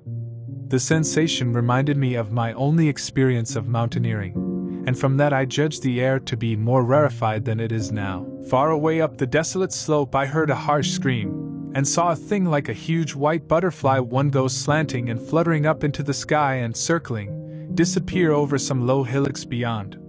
The sound of its voice was so dismal that I shivered and seated myself more firmly upon the machine. Looking round me again, I saw that, quite near, what I had taken to be a reddish mass of rock was moving slowly towards me. Then I saw the thing was really a monstrous crab-like creature. Can you imagine a crab as large as yonder table, with its many legs moving slowly and uncertainly, its big claws swaying, its long antennae, like carters' whips, waving and feeling, and its stalked eyes gleaming at you on either side of its metallic front? Its back was corrugated and ornamented with ungainly bosses, and a greenish incrustation blotched it here and there. I could see the many palps of its complicated mouth flickering and feeling as it moved. As I stared at this sinister apparition crawling towards me, I felt a tickling on my cheek as though a fly had lighted there. I tried to brush it away with my hand, but in a moment it returned, and almost immediately came another by my ear. I struck at this, and caught something thread-like. It was drawn swiftly out of my hand. With a frightful qualm, I turned, and I saw that I had grasped the antenna of another monster crab that stood just behind me. Its evil eyes were wriggling on their stalks, its mouth was all alive with appetite, and its vast ungainly claws, smeared with an algal slime, were descending upon me. In a moment my hand was on the lever, and I had placed a month between myself and these monsters. But I was still on the same beach, and I saw them distinctly now as soon as I stopped. Dozens of them seemed to be crawling here and there, in the somber light, among the foliated sheets of intense green. I cannot convey the sense of abominable desolation that hung over the world. The red eastern sky, the northward blackness, the salt Dead Sea, the stony beach crawling with these foul, slow-stirring monsters, the uniform poisonous-looking green of the lichenous plants, the thin air that hurts one's lungs, all contributed to an appalling effect. I moved on 100 years, and there was the same red sun, a little larger, a little duller, the same dying sea, the same chill air, and the same crowd of earthy crustacea creeping in and out among the green weed and the red rocks. And in the westward sky, I saw a curved pale line like a vast new moon. So I traveled, stopping ever and again, in great strides of 1,000 years or more, drawn on by the mystery of the earth's fate, watching with a strange fascination the sun grow larger and duller in the westward sky, and the life of the old earth ebb away. At last, more than 30 million years hence, the huge red-hot dome of the sun had come to obscure nearly a tenth part of the darkling heavens. Then I stopped once more, for the crawling multitude of crabs had disappeared, and the red beach, save for its livid green liverworts and lichens, seemed lifeless. And now it was flecked with white. A bitter cold assailed me. Rare white flakes ever and again came eddying down. To the northeastward, the glare of snow lay under the starlight of the sable sky, and I could see an undulating crest of hillocks pinkish white. There were fringes of ice along the sea margin, with drifting masses further out. But the main expanse of that salt ocean, all bloody under the eternal sunset, was still unfrozen. I looked about me to see if any traces of animal life remained. A certain indefinable apprehension still kept me in the saddle of the machine, but I saw nothing moving, in earth or sky or sea. The green slime on the rocks alone testified that life was not extinct. A shallow sandbank had appeared in the sea, and the water had receded from the beach. I fancied I saw some black object flopping about upon this bank, but it became motionless as I looked at it, and I judged that my eye had been deceived, and that the black object was merely a rock. The stars in the sky were intensely bright, and seemed to me to twinkle very little. Suddenly I noticed that the circular westward outline of the sun had changed, that a concavity, a bay, had appeared in the curve. I saw this grow larger. For a minute perhaps I stared aghast at this blackness that was creeping over the day, and then I realized that an eclipse was beginning. Either the moon or the planet Mercury was passing across the sun's disk. Naturally, at first I took it to be the moon, but there is much to incline me to believe that what I really saw was the transit of an inner planet passing very near to the earth. The darkness grew apace. A cold wind began to blow in freshening gusts from the east, and the showering white flakes in the air increased in number. From the edge of the sea came a ripple and whisper. Beyond these lifeless sounds the world was silent. Silent? It would be hard to convey the stillness of it. All the sounds of man, the bleating of sheep, the cries of birds, the hum of insects, the stir that makes the background of our lives, all that was over. As the darkness thickened, the eddying flakes grew more abundant, dancing before my eyes, and the cold of the air more intense. At last, one by one, swiftly, one after the other, the white peaks of the distant hills vanished into blackness. The breeze rose to a moaning wind. I saw the black central shadow of the eclipse sweeping towards me. In another moment the pale stars alone were visible. All else was rayless obscurity. The sky was absolutely black. A horror of this great darkness came on me. The cold, that smote to my marrow, and the pain I felt in breathing, overcame me. I shivered, and a deadly nausea seized me. Then like a red-hot bow in the sky appeared the edge of the sun. I got off the machine to recover myself. I felt giddy and incapable of facing the return journey. As I stood sick and confused I saw again the moving thing upon the shoal. There was no mistake now that it was a moving thing, against the red water of the sea. It was a round thing, the size of a football perhaps, or, it may be, bigger, and tentacles trailed down from it. It seemed black against the weltering blood-red water, and it was hopping fitfully about. Then I felt I was fainting, but a terrible dread of lying helpless in that remote and awful twilight sustained me while I clambered upon the saddle. 12. So I came back. For a long time I must have been insensible upon the machine. The blinking succession of the days and nights was resumed, the sun got golden again, the sky blue. I breathed with greater freedom, the fluctuating contours of the land ebbed and flowed. The hands spun backward upon the dials. At last I saw again the dim shadows of houses, the evidences of decadent humanity. These, too, changed and passed, and others came. Presently, when the million dial was at zero, I slackened speed. I began to recognize our own petty and familiar architecture. The thousand's hand ran back to the starting point. The night and day flapped slower and slower. Then the old walls of the laboratory came round me. Very gently, now, I slowed the mechanism down. I saw one little thing that seemed odd to me. I think I have told you that when I set out, before my velocity became very high, Mrs. Watchett had walked across the room, traveling, as it seemed to me, like a rocket. As I returned, I passed again across that minute when she traversed the laboratory. But now her every motion appeared to be the exact inversion of her previous ones. The door at the lower end opened, and she glided quietly up the laboratory, back foremost, and disappeared behind the door by which she had previously entered. Just before that I seemed to see Hillier for a moment, but he passed like a flash. Then I stopped the machine, and saw about me again the old familiar laboratory, my tools, my appliances just as I had left them. I got off the thing very shakily, and sat down upon my bench. For several minutes I trembled violently. Then I became calmer. Around me was my old workshop again, exactly as it had been. I might have slept there, and the whole thing have been a dream. And yet, not exactly. The thing had started from the southeast corner of the laboratory. It had come to rest again in the northwest, against the wall where you saw it. That gives you the exact distance from my little lawn to the pedestal of the White Sphinx, into which the Morlocks had carried my machine. For a time my brain went stagnant.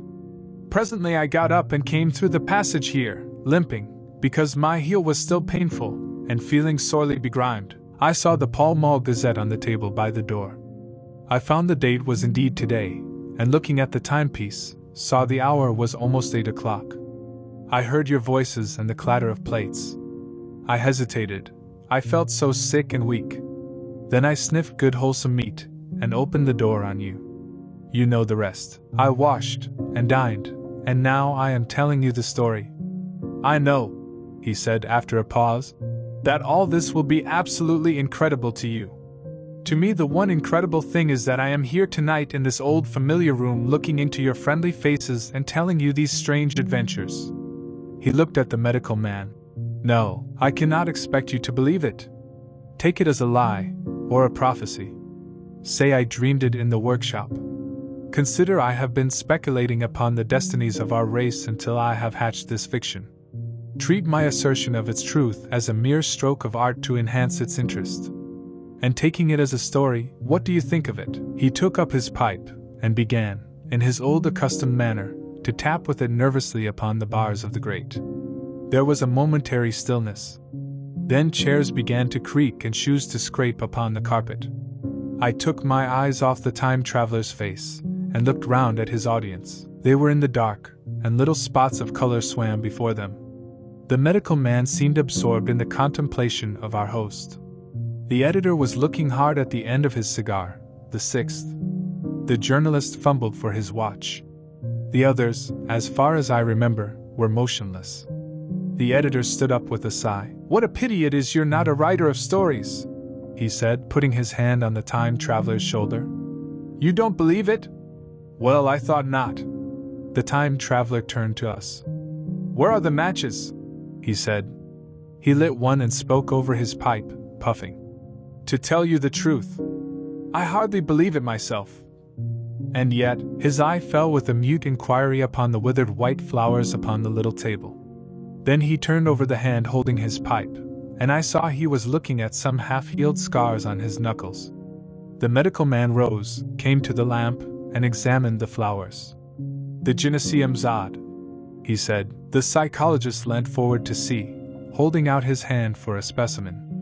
I'm hanged if it isn't 1:15, said the journalist. How shall we get home? Plenty of cabs at the station, said the psychologist. It's a curious thing, said the medical man. But I certainly don't know the natural order of these flowers. May I have them? The time traveler hesitated. Then suddenly, certainly not. Where did you really get them? Said the medical man. The time traveler put his hand to his head. He spoke like one who was trying to keep hold of an idea that eluded him. They were put into my pocket by Weena when I traveled into time. He stared round the room. I'm damned if it isn't all going. This room and you and the atmosphere of every day is too much for my memory. Did I ever make a time machine or a model of a time machine? Or is it all only a dream? They say life is a dream, a precious poor dream at times, but I can't stand another that won't fit. It's madness. And where did the dream come from? I must look at that machine. If there is one. He caught up the lamp swiftly and carried it, flaring red, through the door into the corridor. We followed him. There in the flickering light of the lamp was the machine, sure enough, squat, ugly, and askew, a thing of brass, ebony, ivory, and translucent glimmering quartz, solid to the touch, for I put out my hand and felt the rail of it, and with brown spots and smears upon the ivory, and bits of grass and moss upon the lower parts, and one rail bent awry. The time traveler put the lamp down on the bench, and ran his hand along the damaged rail. "It's all right now," he said. "The story I told you was true. I'm sorry to have brought you out here in the cold." He took up the lamp, and, in an absolute silence, we returned to the smoking room. He came into the hall with us and helped the editor on with his coat. The medical man looked into his face and, with a certain hesitation, told him he was suffering from overwork, at which he laughed hugely. I remember him standing in the open doorway, bawling good night. I shared a cab with the editor. He thought the tale a gaudy lie. For my own part, one was unable to come to a conclusion. The story was so fantastic and incredible, the telling so credible and sober. I lay awake most of the night thinking about it. I determined to go next day and see the time traveler again. I was told he was in the laboratory, and being on easy terms in the house, I went up to him. The laboratory, however, was empty. I stared for a minute at the time machine and put out my hand and touched the lever. At that, the squat, substantial-looking mass swayed like a bough shaken by the wind. Its instability startled me extremely, and I had a queer reminiscence of the childish days when I used to be forbidden to meddle. I came back through the corridor. The time traveler met me in the smoking room. He was coming from the house. He had a small camera under one arm and a knapsack under the other. He laughed when he saw me, and gave me an elbow to shake. "I'm frightfully busy," said he, "with that thing in there." "But is it not some hoax?" I said. "Do you really travel through time?" "Really and truly I do." And he looked frankly into my eyes. He hesitated. His eye wandered about the room. "I only want half an hour," he said. "I know why you came, and it's awfully good of you. There's some magazines here. If you'll stop to lunch, I'll prove you this time traveling up to the hilt, specimen and all. If you'll forgive my leaving you now?" I consented, hardly comprehending then the full import of his words, and he nodded and went on down the corridor. I heard the door of the laboratory slam, seated myself in a chair, and took up a daily paper. What was he going to do before lunchtime? Then suddenly I was reminded by an advertisement that I had promised to meet Richardson, the publisher, at 2. I looked at my watch, and saw that I could barely save that engagement. I got up and went down the passage to tell the time traveler. As I took hold of the handle of the door, I heard an exclamation, oddly truncated at the end, and a click and a thud. A gust of air whirled round me as I opened the door, and from within came the sound of broken glass falling on the floor. The time traveler was not there. I seemed to see a ghostly, indistinct figure sitting in a whirling mass of black and brass for a moment, a figure so transparent that the bench behind with its sheets of drawings was absolutely distinct. But this phantasm vanished as I rubbed my eyes. The time machine had gone. Save for a subsiding stir of dust, the further end of the laboratory was empty. A pane of the skylight had, apparently, just been blown in. I felt an unreasonable amazement. I knew that something strange had happened, and for the moment could not distinguish what the strange thing might be. As I stood staring, the door into the garden opened, and the manservant appeared. We looked at each other. Then ideas began to come. "Has Mr. gone out that way?" said I. "No, sir. No one has come out this way. I was expecting to find him here." At that I understood. At the risk of disappointing Richardson, I stayed on, waiting for the time traveler, waiting for the second, perhaps still stranger story, and the specimens and photographs he would bring with him. But I am beginning now to fear that I must wait a lifetime. The time traveler vanished 3 years ago, and as everybody knows now, he has never returned. And